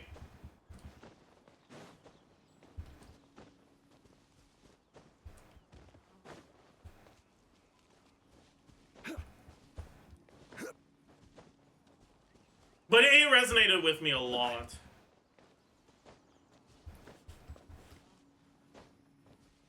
Also about anxiety and yeah, exactly.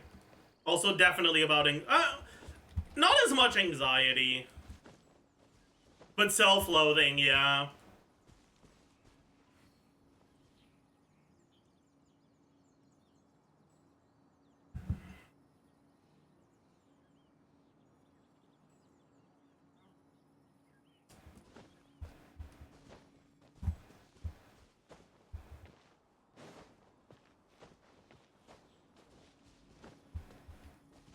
I feel like the deaf aspect took away from the focus on the other things. I don't agree with that.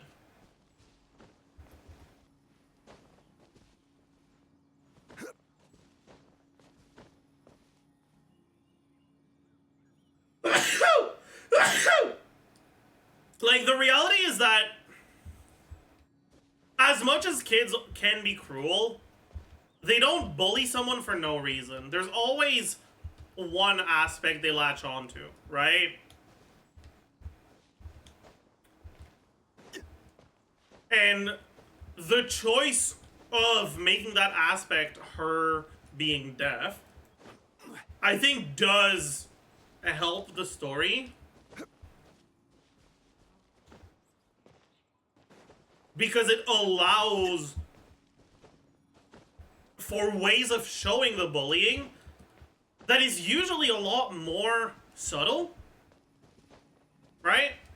In a way that feels realistic despite being exaggerated, right?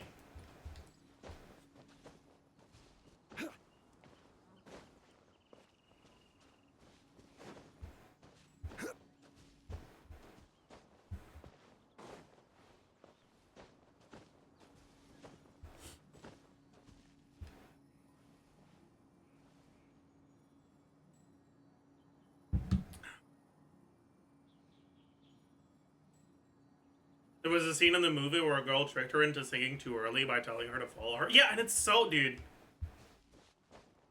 It's so hard to watch. But, like, it's such a... These are the kind of stuff that, like... They don't really... That's not how bullying generally happens in the real world because when it comes to people that aren't deaf, right? When people bully, like when kids get bullied, it's generally a lot more subtle than that. But like when deaf kids get bullied, I'm sure that's very similar, right? I don't know. I do think it's a good choice for the story.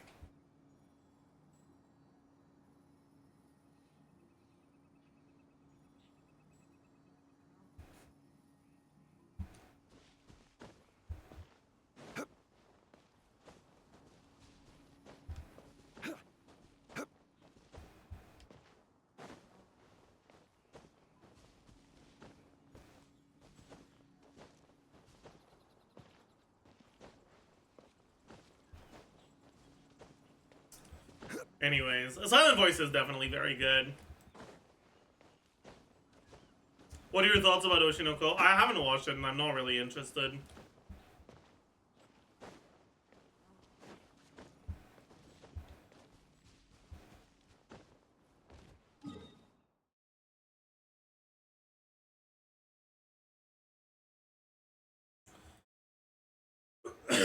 Started Bleach recently. What are some opinions about it? It's whatever.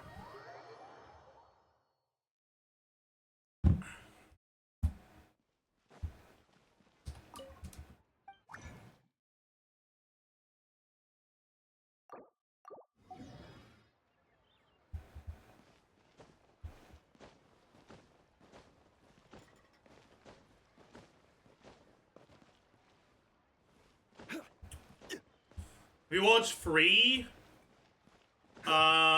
Is that the fucking swimming one? I think I watched the first season.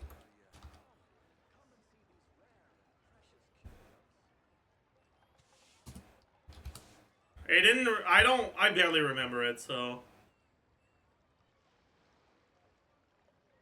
Can't have been that good. Where do you want to go next?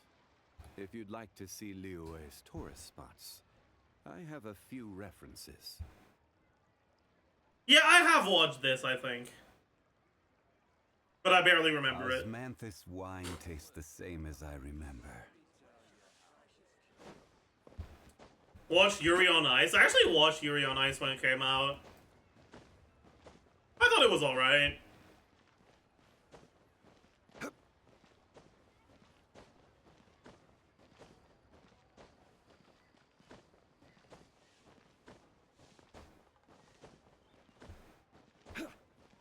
Do you like Tokyo Ghoul? Eh.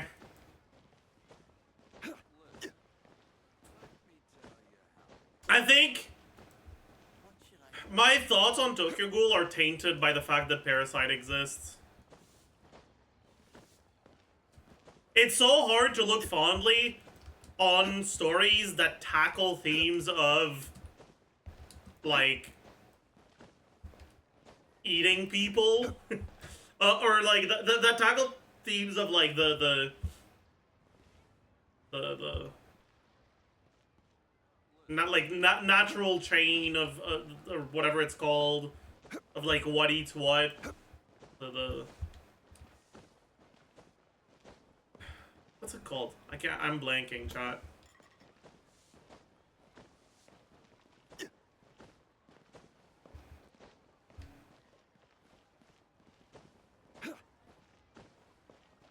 Food chain. There we go. It's so hard for me to think too fondly of any show that tackles the theme of what if humans had a predator in the food chain,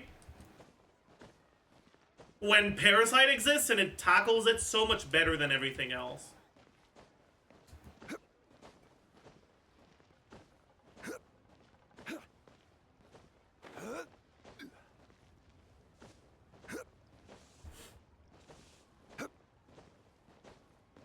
In Psychopaths, I watched like the first episode. I didn't really like it.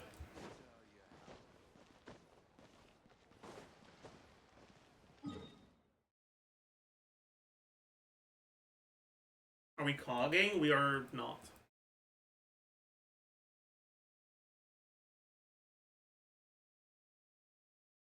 Have you watched Hajime no Ippo? Yes. Banger. I think Ippo definitely is a show that hasn't aged too well, though. Like, it definitely looks and feels dated. A little like Slam Dunk, honestly.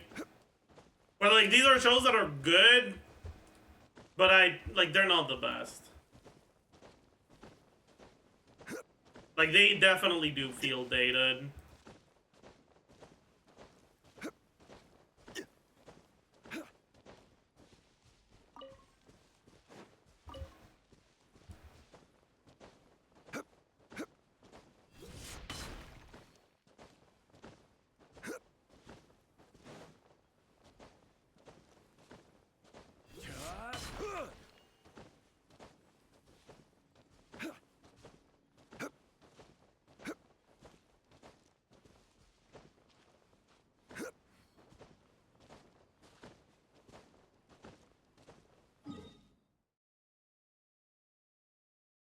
We've seen Perfect Blue? I don't think so. Perfect Blue. No, I have not.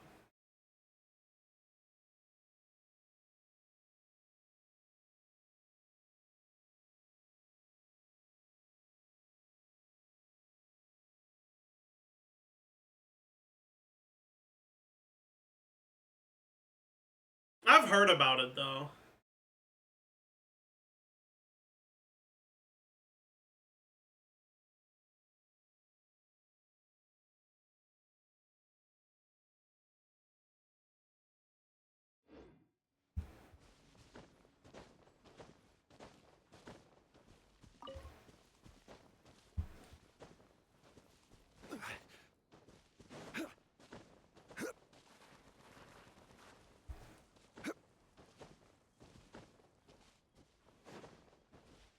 What do you think about Tokyo Revengers? Man.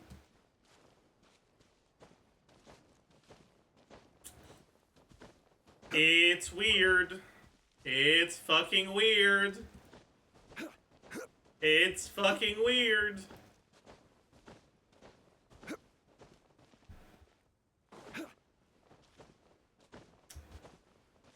I think that if you watch it, you should be put on a list. Personally, don't think you should be allowed within 100 meters of a school or a park. If that is a show that you like, personally.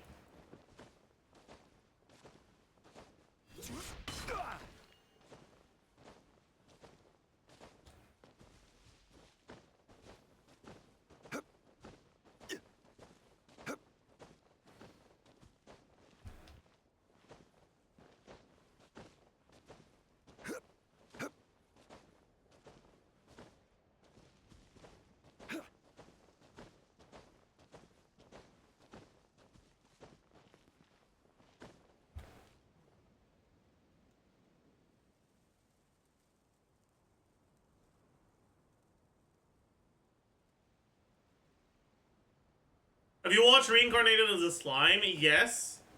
I haven't watched... I don't know if there's been anything released relatively recently. I watched it like a couple of years ago, maybe more. And then I read ahead in the novel, and it was so bad. God, the novel is so shit. It's actually so fucking awful.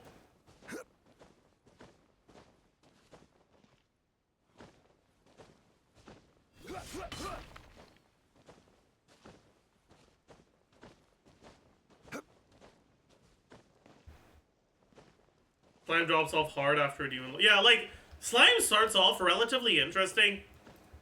But, like, not only does the plot devolve into weird fucking uninteresting shit, I've also realized that the writing is really bad. Like, plot, like, just the syntax, the grammar, the novel is so awful. It really, this is someone, and, like, I don't want to be like, hey, if you haven't had like higher education, you shouldn't write. Like, speak your truth, King. But like, I did not enjoy reading it. It felt like I was reading a school project in elementary school, right? And, like, it's definitely something where, like, the adaptation is a lot better than the novel.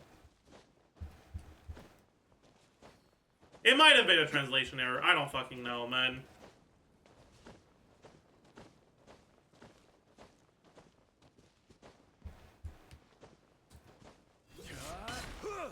You read much fiction? I used to when I was younger. Not much anymore, though. In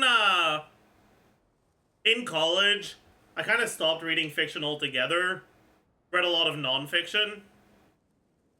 And then eventually I kind of just stopped reading entirely. Wine tastes the same as I remember.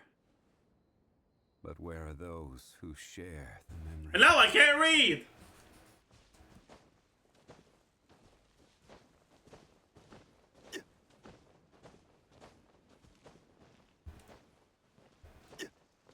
Do you think it's been more difficult these days to find pieces of media with good, convincing writing? No. I think people have this impression because generally when you think about things that are old, people will only still be talking about them if they were good. So people talk, like, proportionally about a lot more good old stuff than bad old stuff, which makes it seem like things used to be so much better. But the reality is that there is always, and there has always been, a fuck ton of bad shit out there. Osmanthus wine tastes the same as I remember. But where are those who share the memory?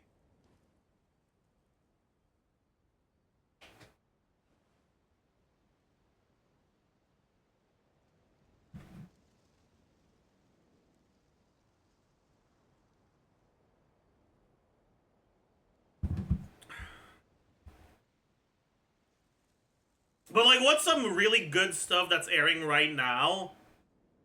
I mean, Vinland Saga, if we're talking about anime. I don't know what else is airing right now. Let's look at seasonal anime on my anime list.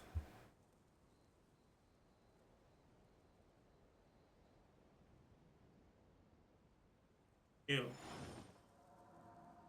What is this? Sort by... How do I change the sort criteria? Sort. Sort by score, not members.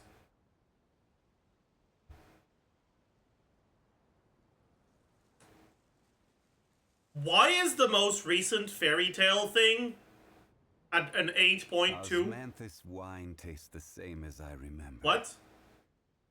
But where are those who share? Whatever, the it's fine. memory?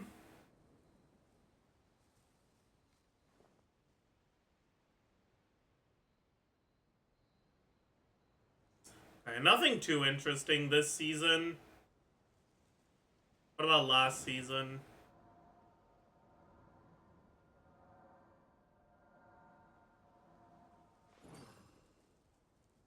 No, not really. What about next season?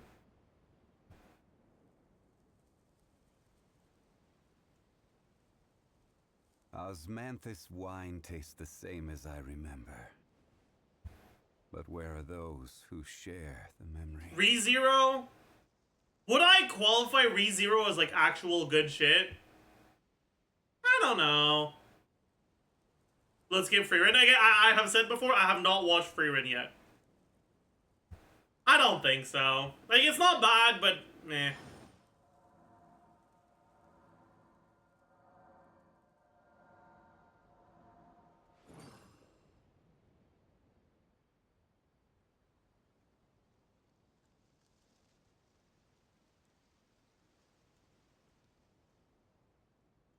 Nothing interesting here. Boats are made for transferring commodities back and forth, and those that come across Liyue tend to stay a while. So it is where many things come to Nothing settle. interesting here.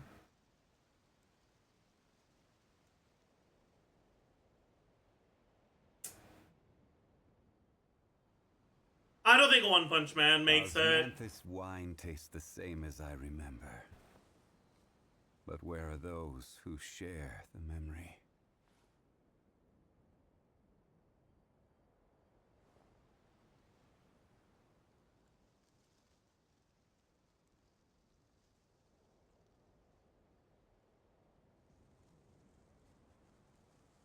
I don't know if there's anything else that's airing right now for anime that's Every that good. journey has its final day.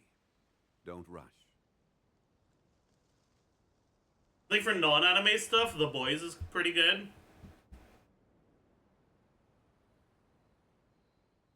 What else is airing? Fred? Osmanthus wine tastes the same as I remember. But where are those who share the memory? I'm kind of sick of The Boys. I feel like it's a lot of shock factor. I mean, there is a lot of shock factor, but that's not the only thing in the show. I can understand not liking it because of the shock factor, but I also think that the show has substance.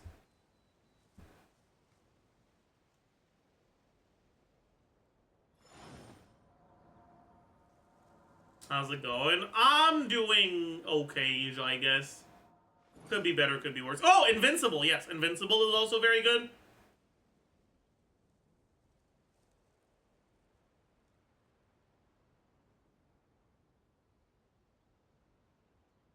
Boats are made for transferring commodities back and forth, and those that come across Liyue tend to stay a while.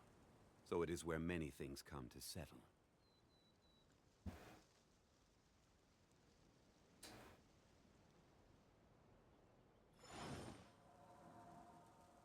Anyone got opinions on Shield Hero? Negative ones, yeah.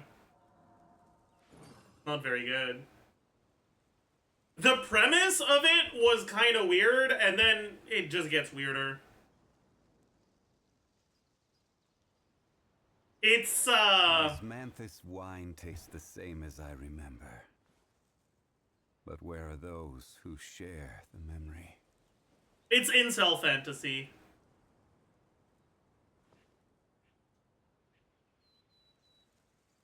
Right, like, it's like... The characters in Shield Hero act exactly how incels think people act.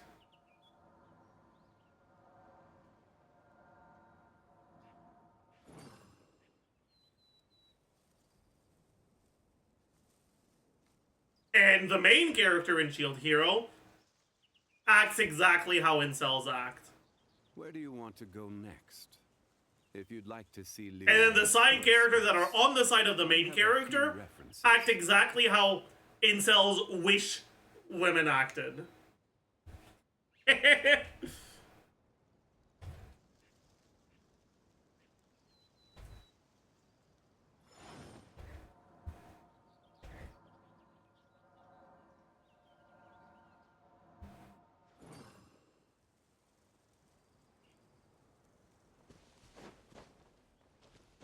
Like, it is very much incel fantasy.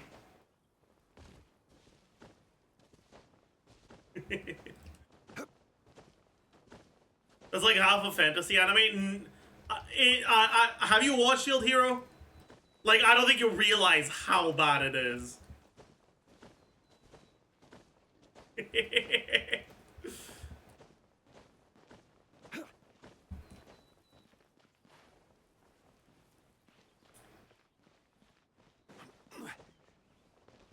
The whole premise of the show is that when he gets there, one of the outwardly kind and pretty and popular women lies and says that he raped her. For no reason other than she doesn't like him and doesn't want him there. Like, when I say it's incel fantasy, I mean it. It is incel fantasy.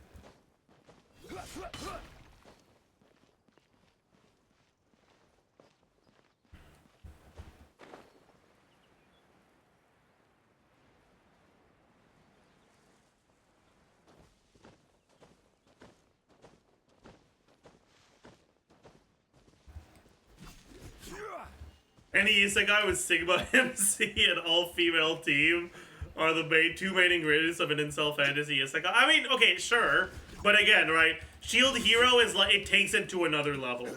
Alright? Any bad shows you like Comfort Trash? I don't know.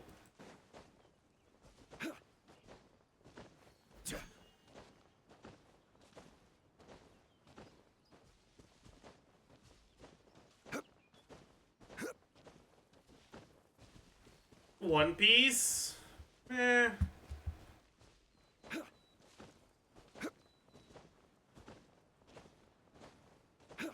Like,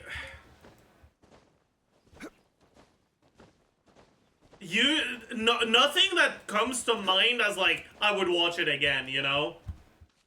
Like, usually when a show is bad, I can have an okay time watching it, but then I'm not gonna want to watch it again, you know?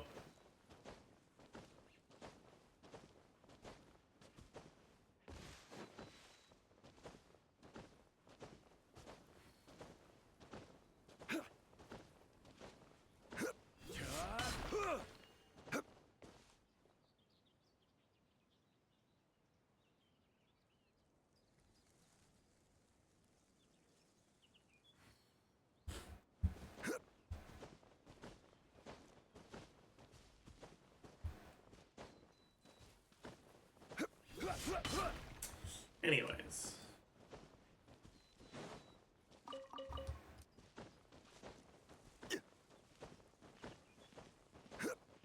John, I'm kind of curious. What is your favorite anime that you don't think people in chat have heard of? Or seen?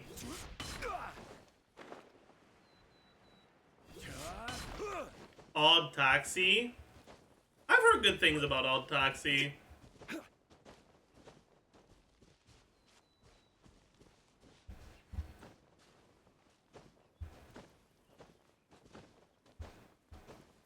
Assassination Classroom? I said that you don't think other people in chat have heard about, Fred. What the fuck? I can't.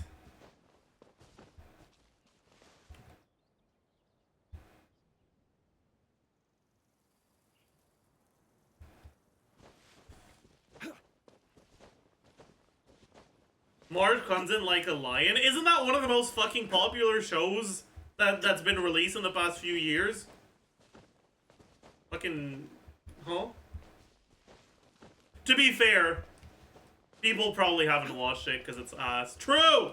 Sorry.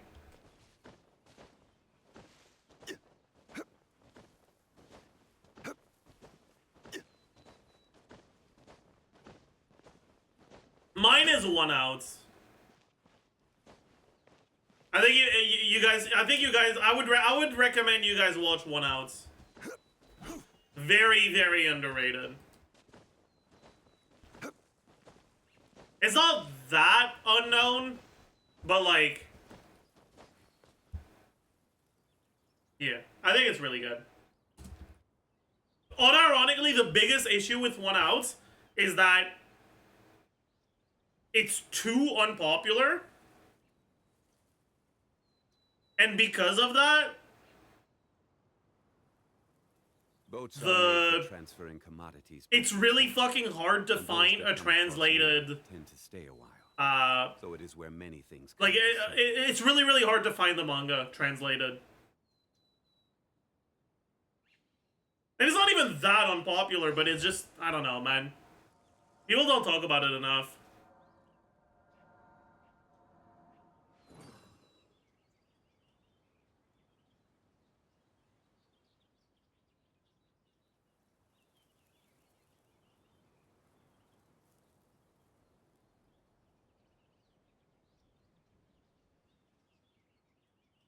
Where do you want to go next?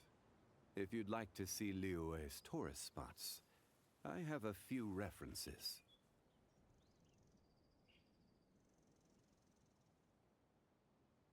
Osmanthus wine tastes the same as I remember. But where are those who share the memory?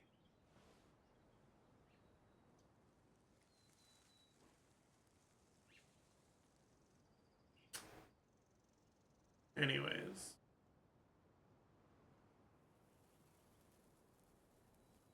I'm curious, what degree do you have? 27 degrees right now. 24 in my room.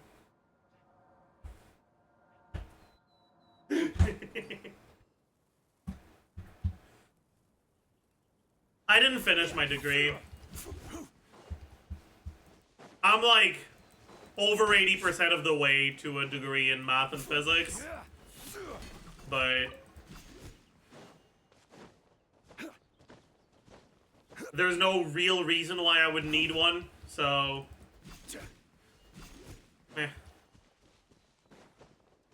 no real reason to go back.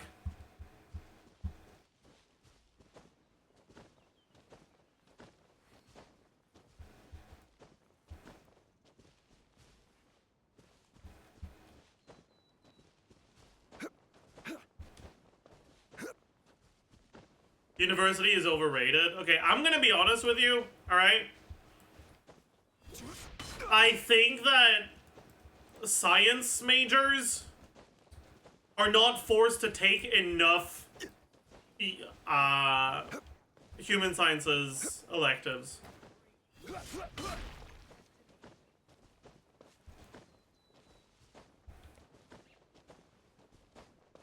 And don't get me started on business majors. Jesus Christ.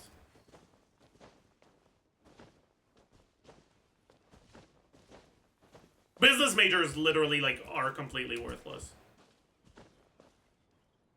Like,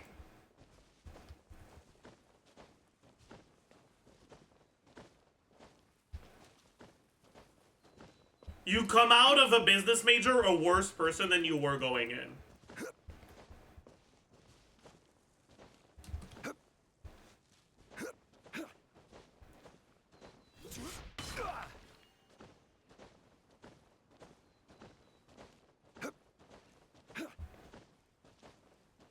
To actively teach you how to be a worse person? Yeah. Humanities in the West is just liberalism good, so eh. I mean, it depends.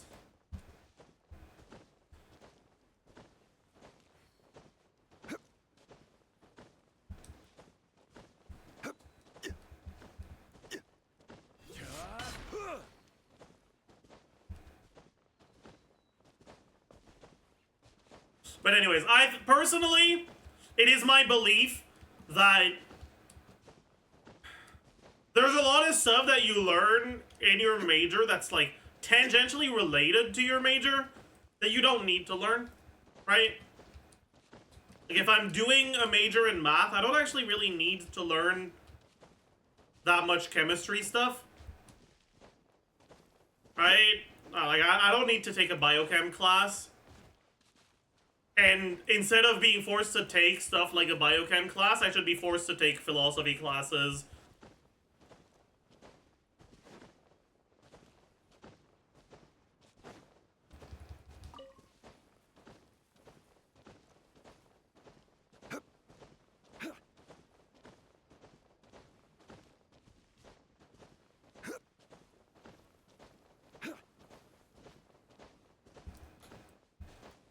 That's not college, that's high school. No, it's high school as well. You usually have electives, or sorry, it's college as well. You usually have electives. My major, I had about 50 to 60% courses that were either like I had to take this specific course or one of two that were relatively similar. About 30% science electives, and about 10% electives overall.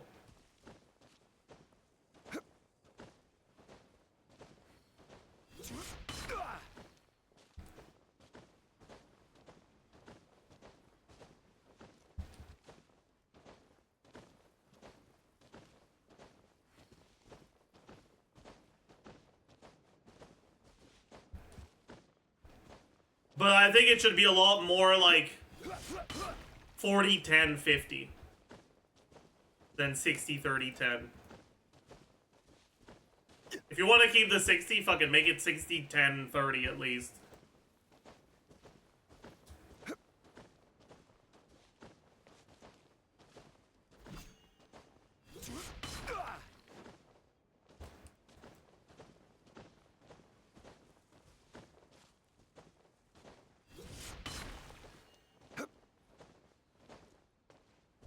It should be 100? Yeah, like that's what I'm saying. I don't agree it should be 100.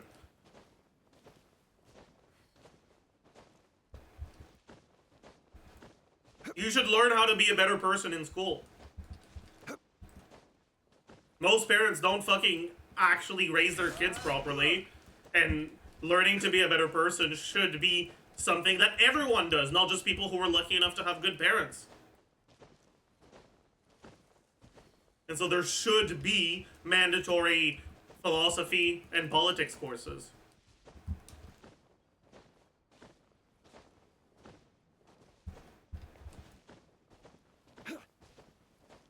But it's college, not high school. General education is over. Yeah, but pretending like a high schooler is mature enough to have a deep understanding of geopolitics and philosophy is fucking stupid. It should not stop at high school.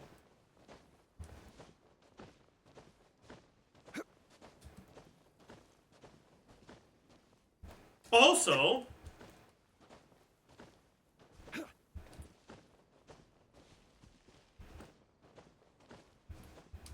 even if you think it should be focused, pretty much every scientific field has incredibly important ethical dilemmas.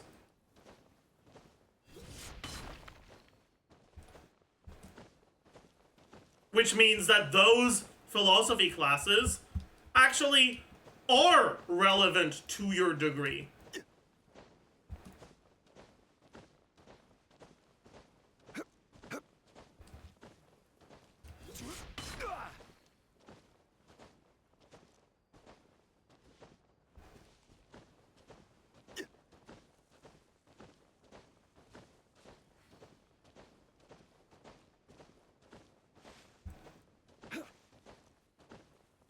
What's your view on education loan forgiveness? There is not much of a view to have. It is good.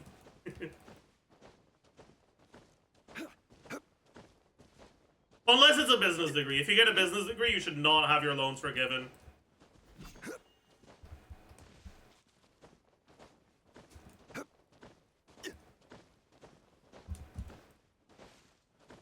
Because that's not education.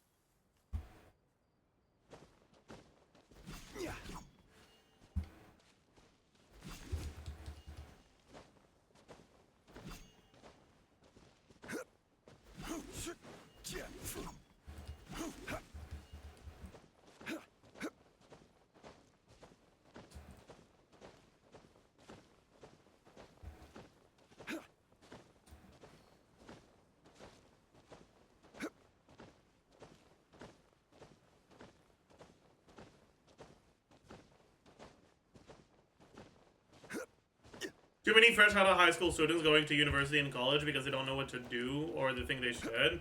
I mean, I don't think that's inherently bad, right? Like, the reality is that with technological progress comes a very important discussion about why people have jobs. And you start realizing that we are coming up with solutions to replace people with things that people don't have to do a lot faster than we're coming up with new jobs to do. And that the fact that that's treated as a bad thing is incredibly dystopian. It's treated as a bad thing because people need to work to survive, and that's the problem. People shouldn't need to work to survive when you don't need everyone to work anymore in order to have a very productive society, right? And with more and more technological advances, unless you also have actual progress when it comes to laws, when it comes to social programs, Where do you want to you go start next? creating issues If you'd where like to see Liyue's tourist spots, people are going to actively I have a few oppose progress references. because the progress means that they won't be able to live anymore. It sucks. It really fucking sucks. Osmanthus wine tastes the same as I remember. But where are those who share the memory? What was the question again? I feel like I lost the plot a little bit.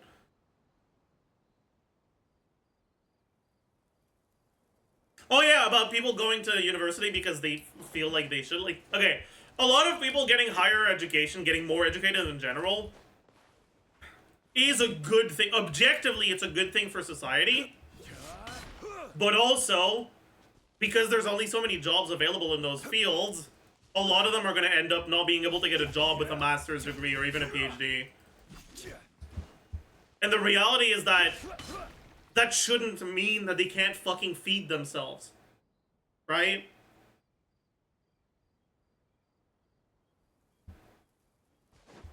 And that's the problem that we need to address. That, you know, people that don't have a job can't feed themselves. Not that there are too many people getting higher education, you know?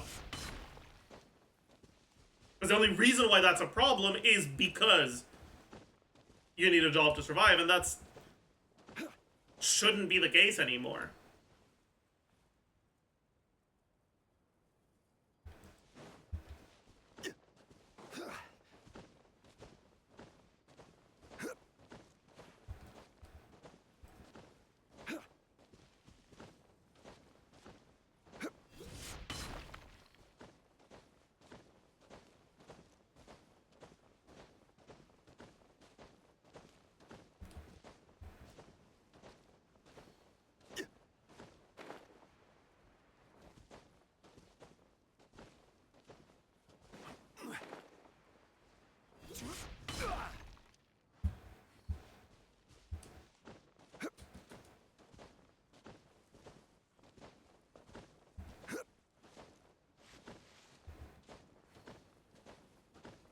I want to work at a library, but those jobs are super competitive everywhere, even when people have master's degrees applying. The reality is that those jobs are not super competitive everywhere. They're super competitive in areas you want to live in.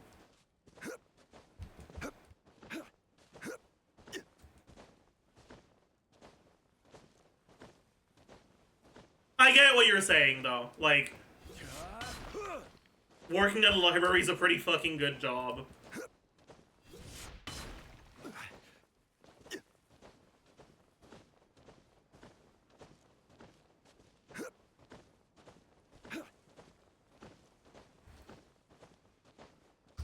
But if you really want to do it, then I think the question you should ask yourself is, would I be willing to make some concessions in terms of where I'm willing to live?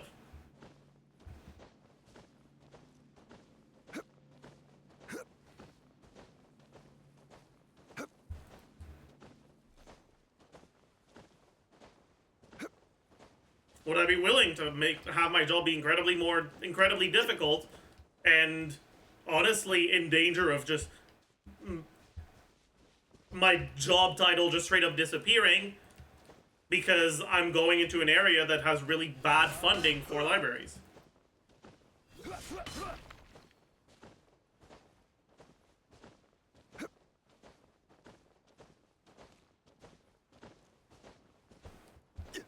And it sucks that that's what you have to ask yourself, right?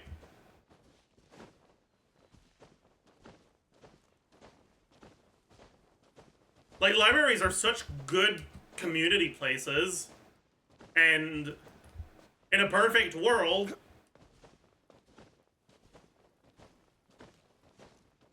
you'd be able to have a lot of people like you that want to work at a library that just work there voluntarily because they don't need to work to survive. And the areas would be even more bustling with life. We don't live in that world.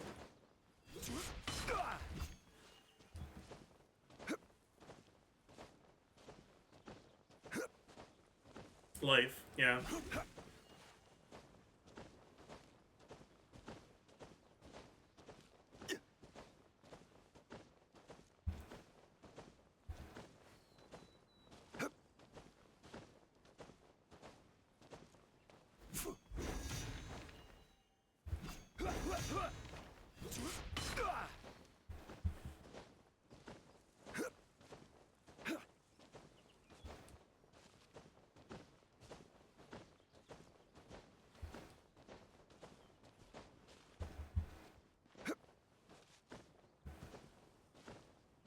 Will child labor finally end then when the machines take over? So, the main reason why child labor is such an issue in so many developing countries is because they're effectively working as slaves for free, right? And it's not more profitable for them to switch to machines because they aren't really paying the children anyways. Right? So no, that's not really how that issue gets solved.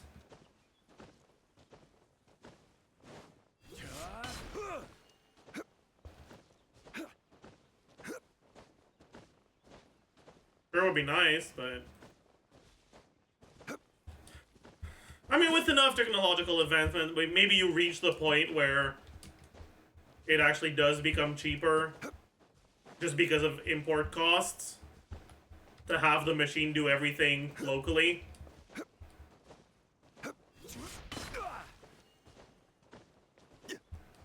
But that might take a while.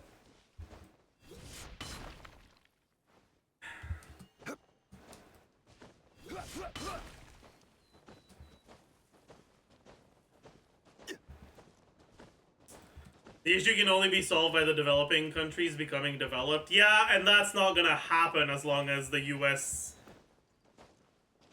has... As long as the US is profiting off of that labor. And other Western countries, right? Not just that labor, just the resources in general in those developing areas. Well, that's kind of just a reality you have to accept, is that the reason why there are developing areas is because of Western influence preventing them from becoming developed.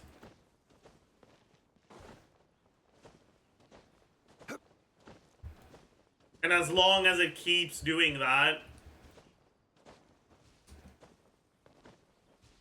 the problem won't get fixed.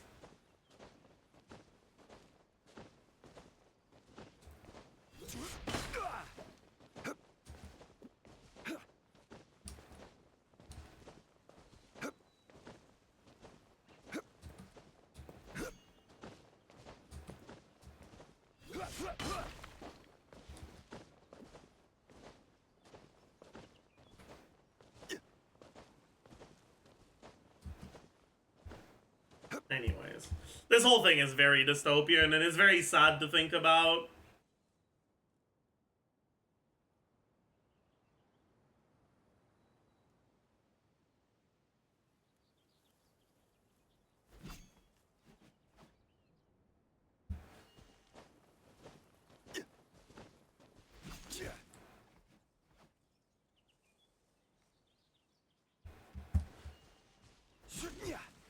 Especially with the fucking political regression the West is experiencing as a whole for the past few years, with right-wing propaganda being more and more effective with better means of communication, and right-wingers trying to abolish education, basically, so that people keep listening to them instead of, you know, getting smarter. It's rough, man.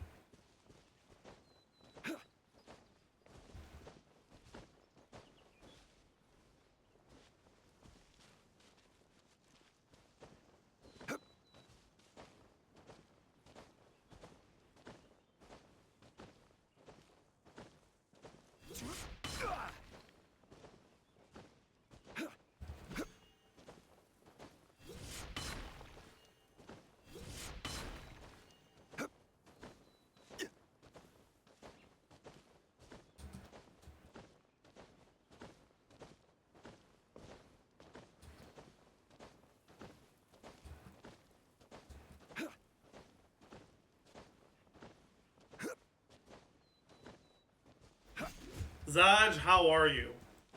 I'm tired, man. I'm very tired. But that's okay. It happens.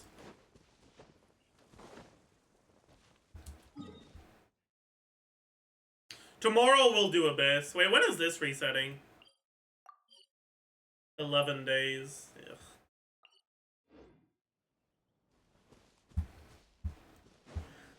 Ugh. Chat, what if we played some Swarm on stream? Would that be fun, or would that be boring? I'm kind of down.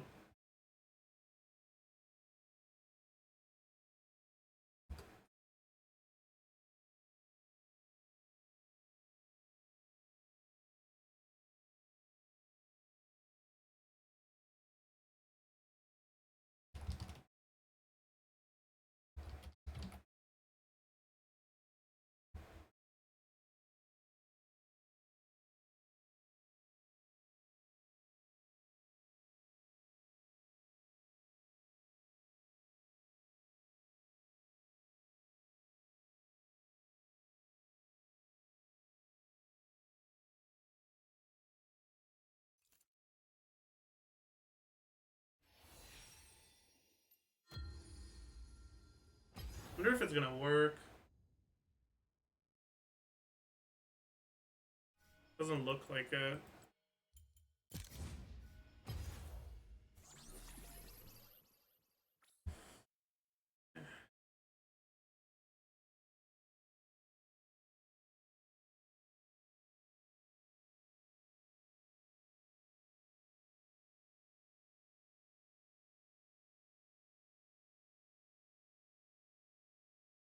What the? Eh, whatever. I'll just do a. I'll just use my screen.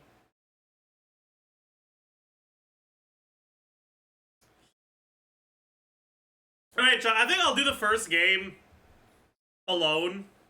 I don't think Swarm has a dedicated, yeah. League of Legends.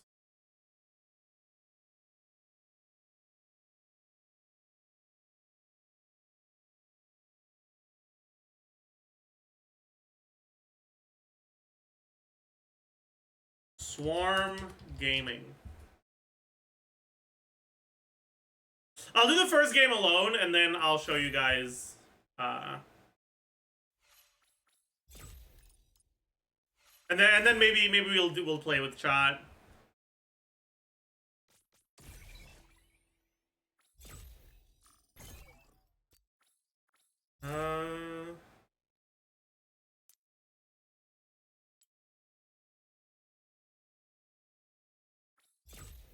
I'll have to do this. All right.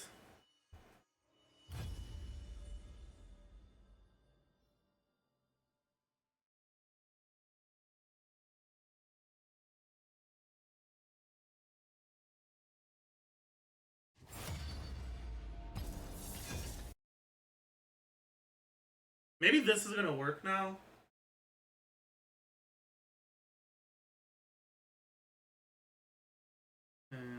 Guess not. Maybe like this? Yeah, okay, huge.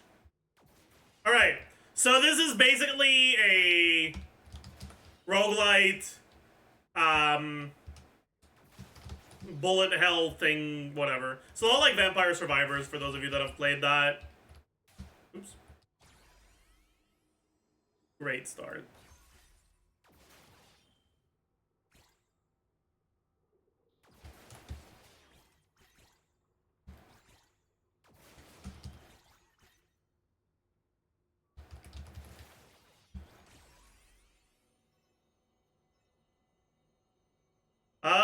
These are terrible. I'm gonna roll. Billy Hayes is good. Oops.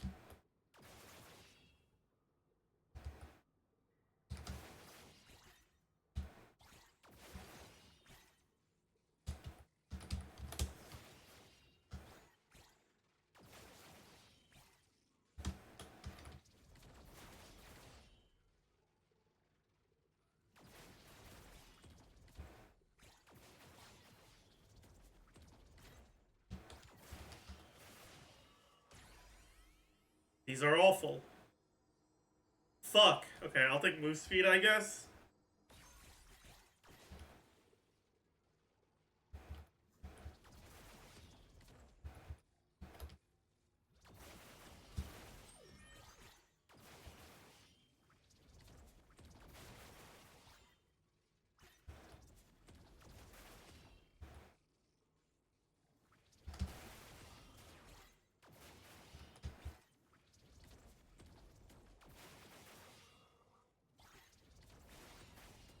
But yeah, so this character's like gimmick is every time you get a crit, you gain a little bit of his meter, right? Which is called flow.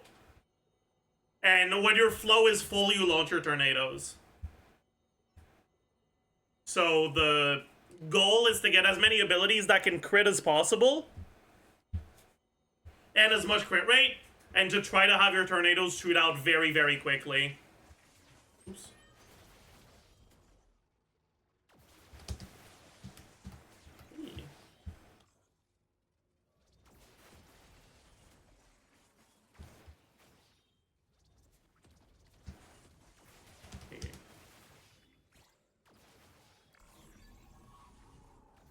Yumi quest, what do we got? Ah, fuck, not the boxes. Boxes are so ass. Maybe this is good, though? Okay, huge, that's the best one.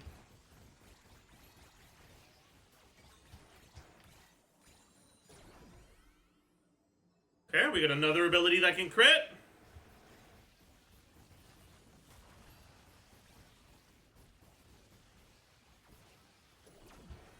Let's try to hook this guy up while we still have our buff. Oh, fuck, he went too far. Well, okay.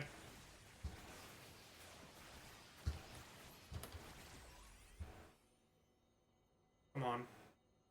Okay, crit chance is good.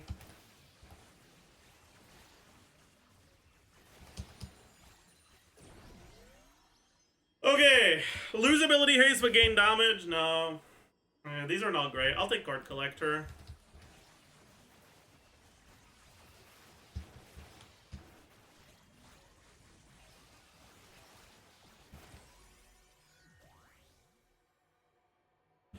Avarcian just started.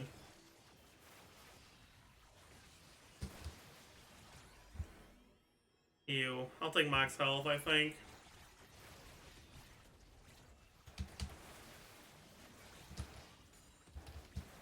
Eee, this is not good.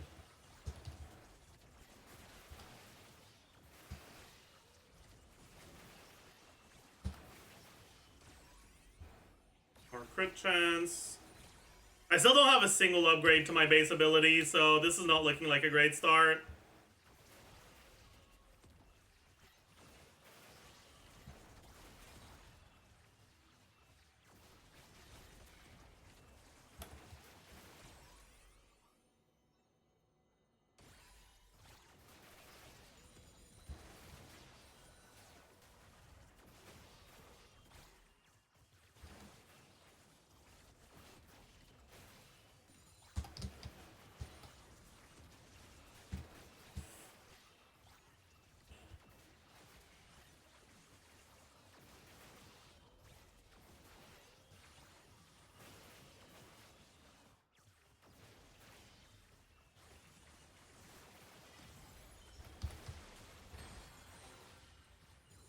Okay.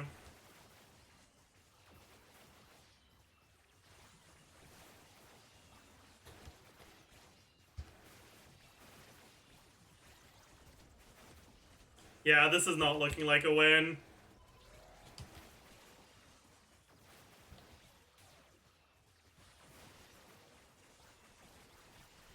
Maybe we get lucky with this one, but this is not looking hot. Oh shit, yeah. Alright, that's okay. Happens. Didn't get the best start. We didn't get a single upgrade in our first, like, 7 levels on our base ability. That's okay.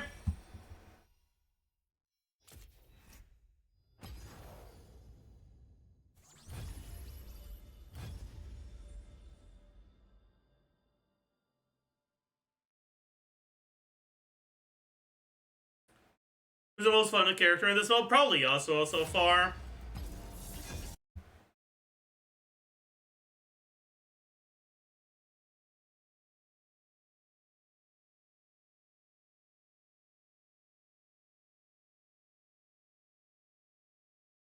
Yeah, Briar's also pretty fun, that's true.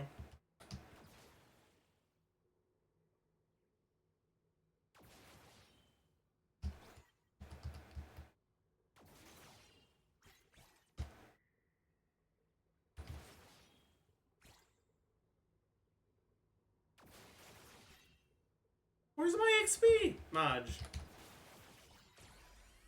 Okay, projectile count is pretty good.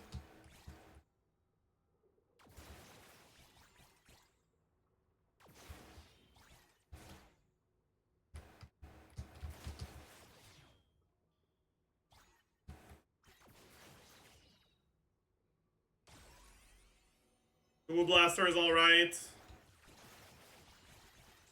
Actually pretty good right now, too. Because it does a relatively small amount of damage, but it shoots fast. So for the early stuff, it's pretty good. Ability haste, yep.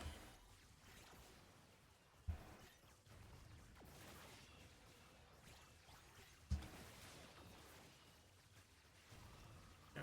We'll probably be able to kill this one pretty quickly. Hopefully get an upgrade to our base ability or the Moew Blaster.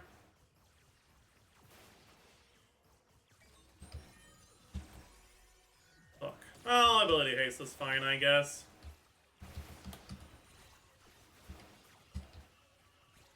We'll try to make our way to the Yuumi trial. Bunny Mega Blast is very good, especially because it upgrades with crit.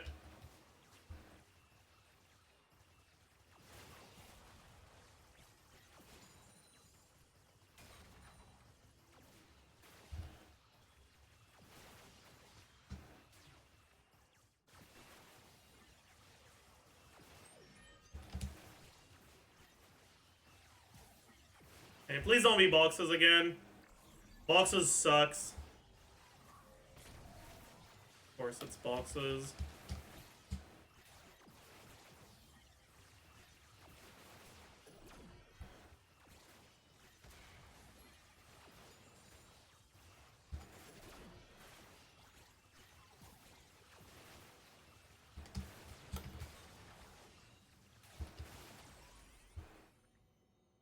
These are not it. These are not it. Jesus Christ. Okay, that's good. Bite-sized is pretty good. Bullet Mania? I don't think so. Yes, sir. What's up, King? I think I'll take bite-sized.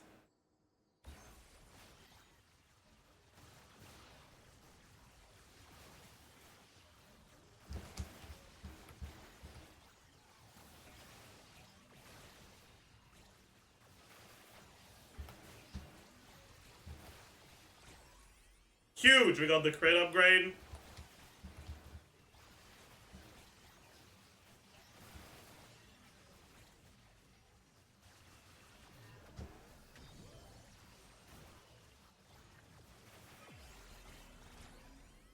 XP? Yeah, I'll take XP. Fine. Health re- Do I lock in health regen? Or take Steel Tempest upgrade? Fuck. I think I have to lock in health regen.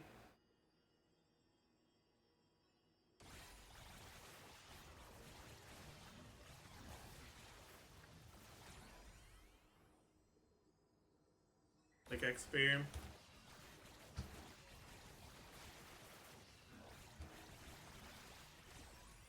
Okay, that's huge.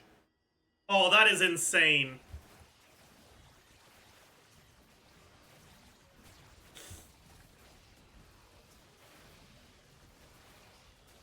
Oh my god.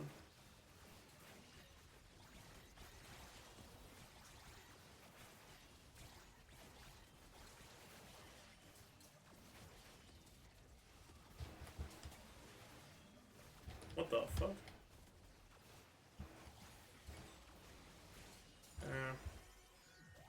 A good upgrade.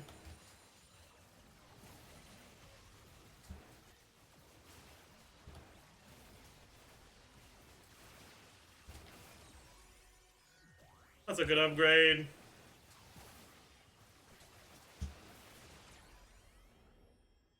I'll take that.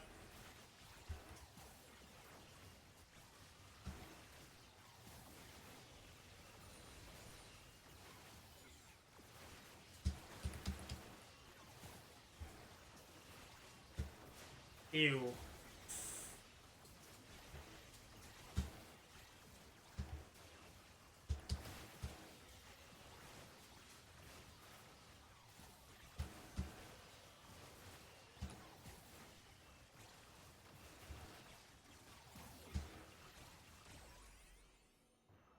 I guess that's 4 out of 5. If we get the upgrade, it's probably good.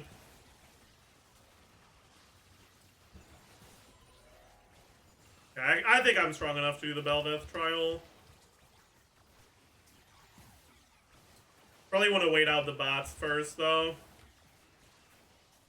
Well, maybe not. Maybe I'm strong enough to fight off the bats. Eh. No, I'm not.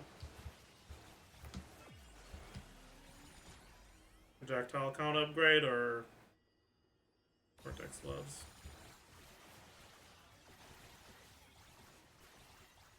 Am I NA or EU? I'm NA.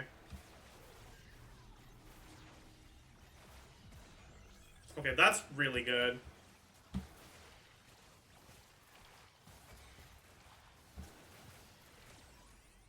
Crit chance or level 5? It's gotta be level 5. Crit chance is really good, though.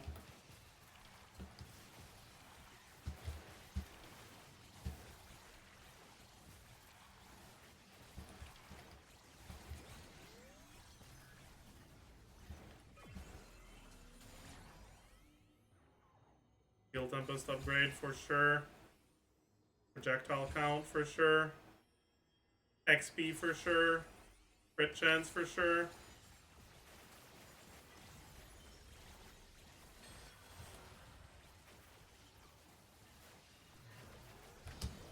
Okay, I got a shield. That's alright. I can take the evolve for my weapon.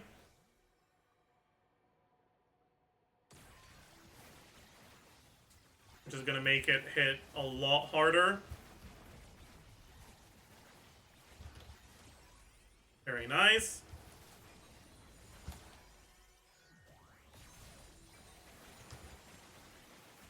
I'm now 4 out of 5, so I want to get my level. Okay, so for a quick little explanation, whenever you pick up enough like blue or pink orbs, you can get levels, and once you level up, you get to choose one of 3 upgrades, and then whenever you kill a boss or a mini boss, you get to also get an upgrade, but you don't get to choose between 3. However, oh my god.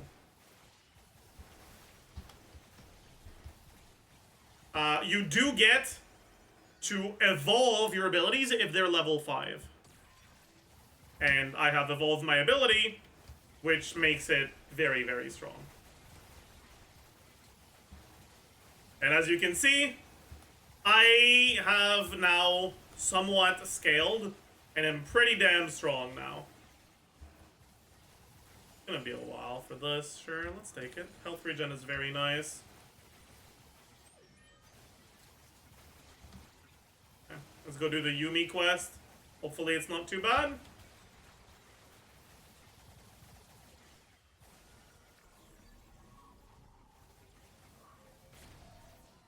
Roll the ball into the goal. Where's the goal? Oh, it's down.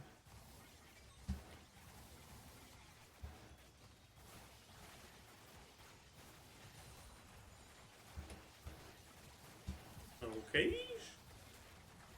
Oh, hello? Alright, long range card collector with haste. I like with haste. I have a decent amount of haste. It's gonna give me a lot of move speed. Yeah, I like it. I like moving fast. Moving fast is very pog.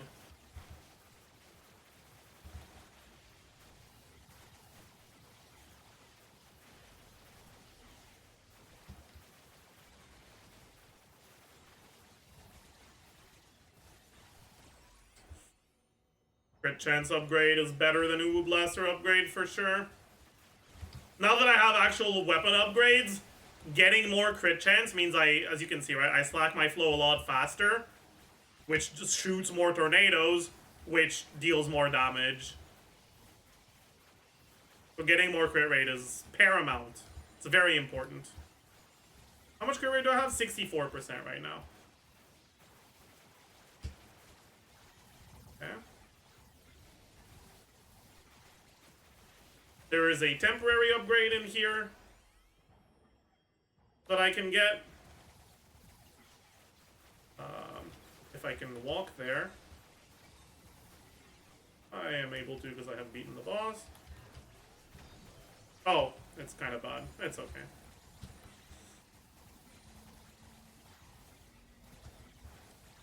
It makes me invulnerable in one-shot enemies, but there's no range and it disables my auto attack, so it's actually not very good.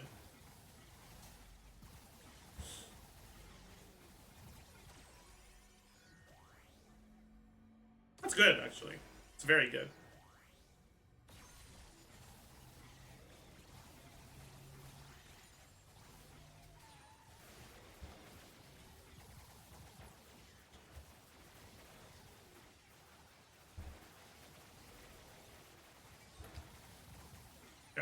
So I'm now level 2 on my weapons. They need to be level 5 to upgrade, so I could leave this card and try to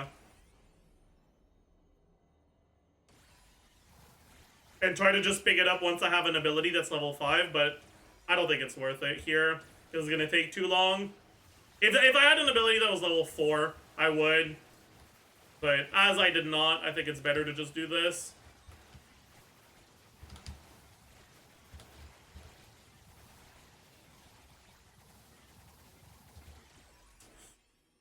Let's get our upgrades. Yes, sir. We have a Belveth trial, which is effectively a little challenge. But we're so strong that I don't think anything is really gonna completely destroy us. It's a little hard to see the meteors, unfortunately, because there's so much stuff on screen. But as long as I'm paying enough attention, I should be fine.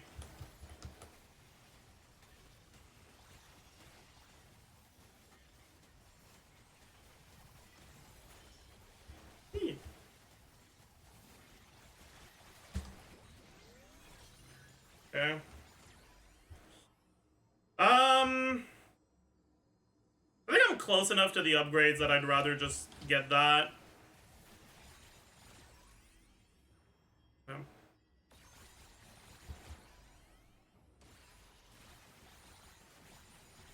Trying to pick up the XP, get a weapon. Okay, really?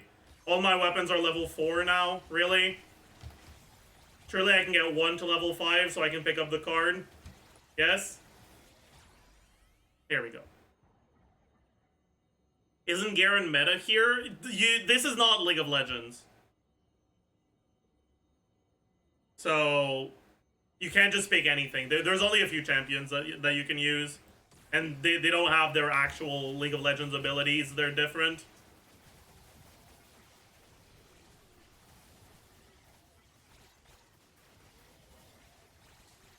But yes, I'm sure Garen would be good if you could play him here. Yeah, so these guys, when they die, they leave some fucking thing behind that actually does a lot of damage. So I don't want to go into it. I can't pick up the XP yet. It's kind of annoying, but hey, it is what it is.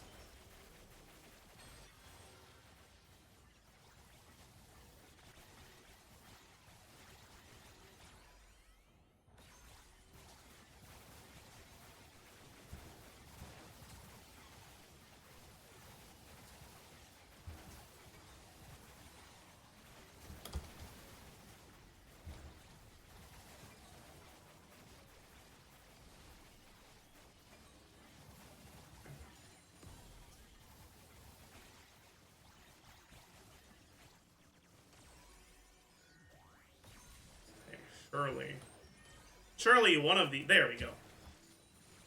Okay, so now I get the evolve on this one. And now I have one last card here that I'll use to upgrade my last ability. Or to evolve my last ability, so I'll leave it there and come back to it when it's level 5.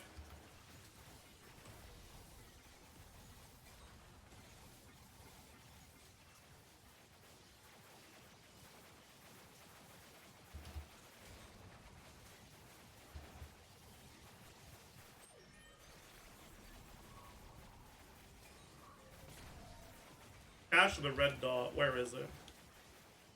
Oh my god, wait, I'm lagging. Oh god, I'm lagging so much. What the fuck is going on? Why am I lagging so much?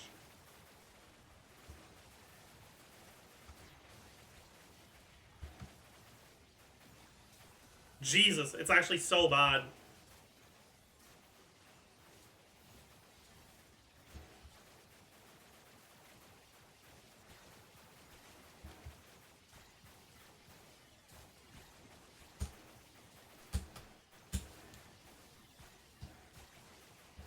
Oh my god.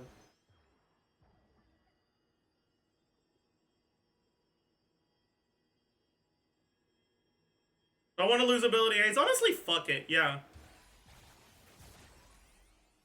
Okay, now I have this upgrade. Jesus Christ!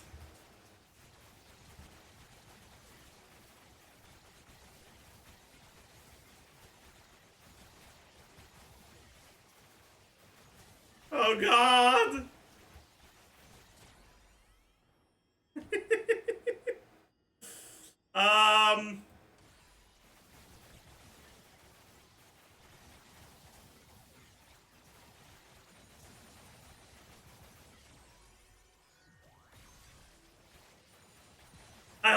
lag gets fixed once there's less enemies on screen, because if it's still lagging this much for the boss, I don't think I'll be able to survive. The boss spawns at 15 minutes, by the way. Yeah, I want to try to make my way towards the card over there, but there's the fucking frogs spawning, which prevent me from going forward a bit.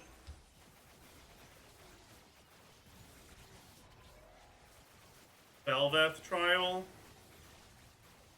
Okay, I think that's more important, actually.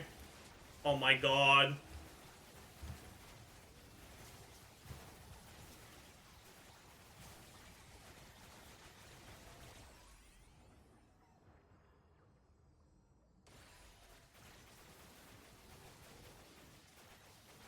Dude, it's so... the lag is so bad. It's fucking insane.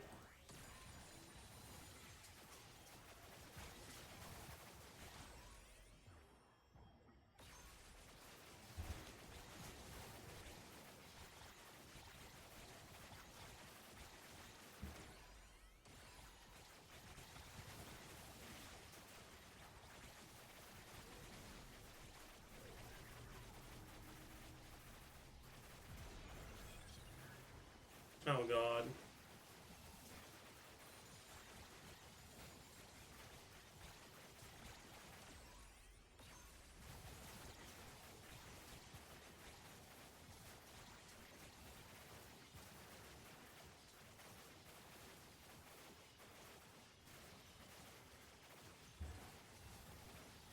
Oh, no, never mind.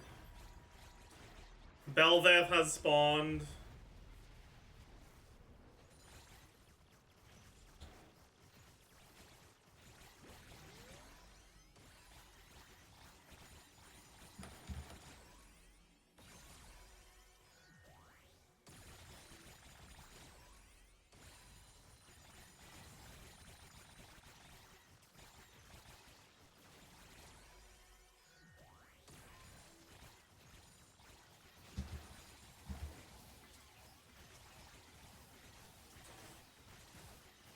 Okay.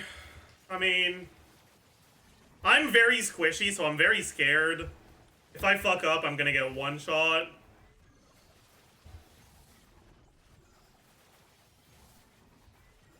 But I also have a lot of damage.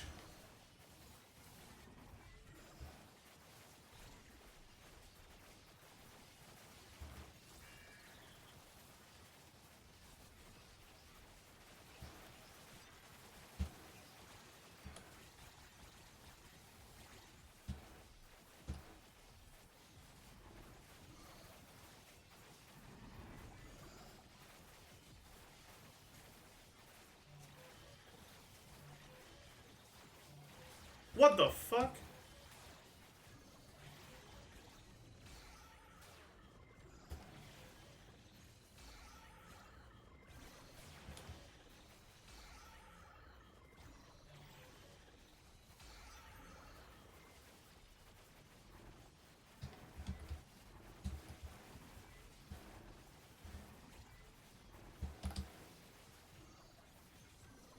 Oh shit.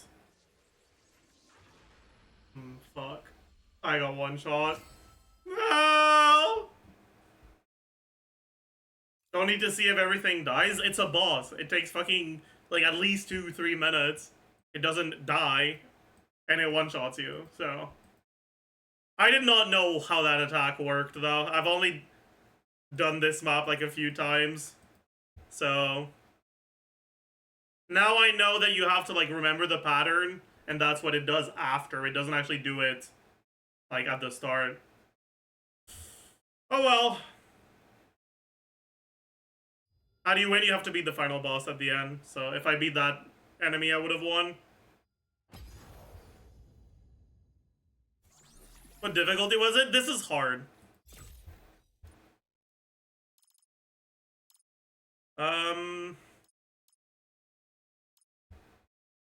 Let's get... just get damage and armor.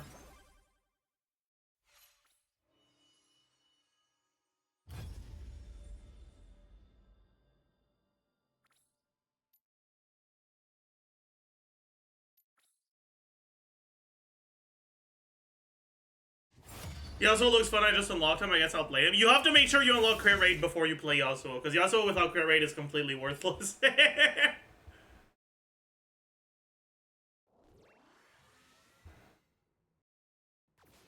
Jesus. Hello? What the fuck is that?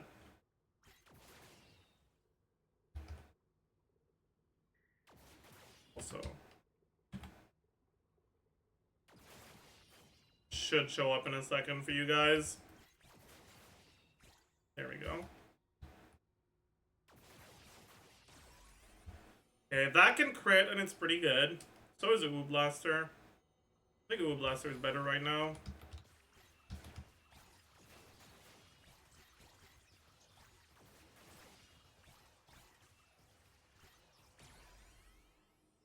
Projectile count is a very good upgrade.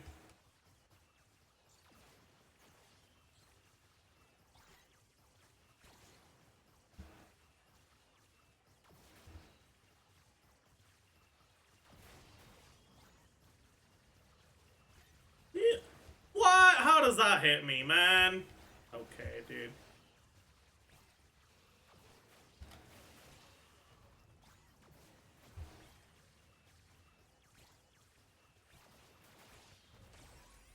Good. Very good. Okay, please give me the basic upgrade. Fuck. I mean, crit rate is a good upgrade, but...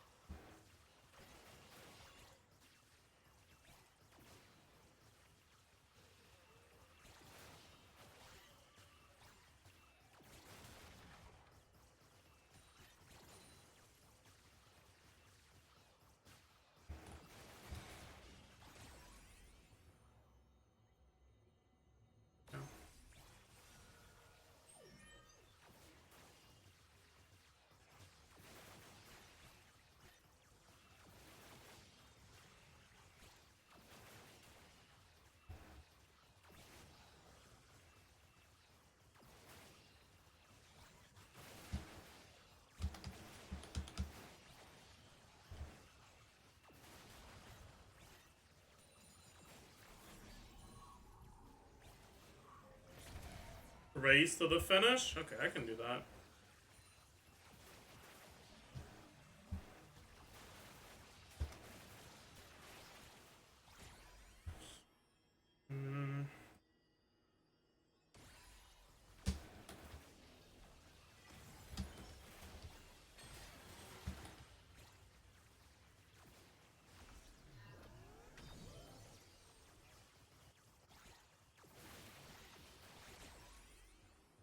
That's amazing.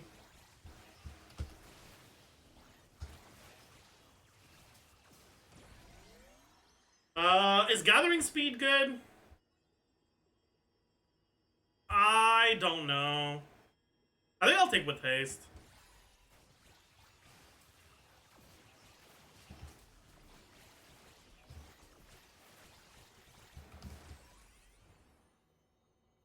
Is Static Sword a good thing to have? Probably. And then I can try to go for damage and health. That's good. Yeah, okay. We take those.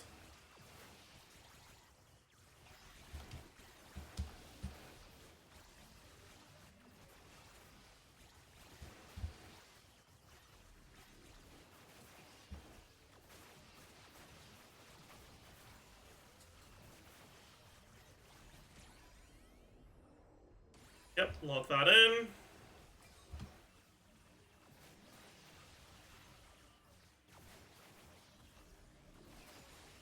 Try to get... Yeah, that's not very good. Well, it's fine, because it's also move speed.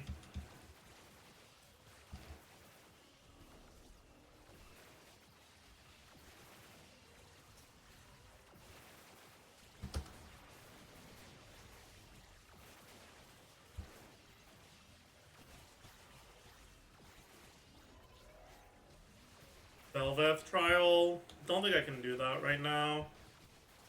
Need to get rid of these fucking bears.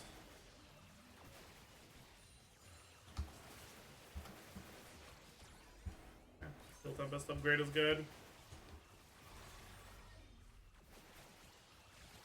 Maybe if I go there fast, I could. Yeah, I think I can, actually. If I get chained, I think I'm still fine. Okay, this is kind of bad.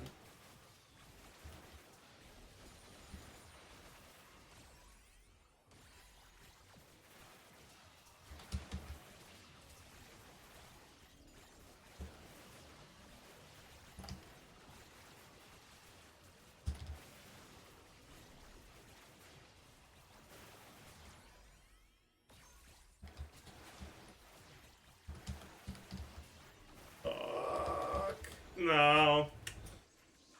Really close. I was like 2 seconds off. Damn.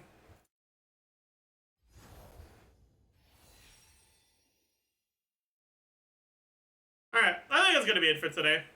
I hope you guys enjoyed.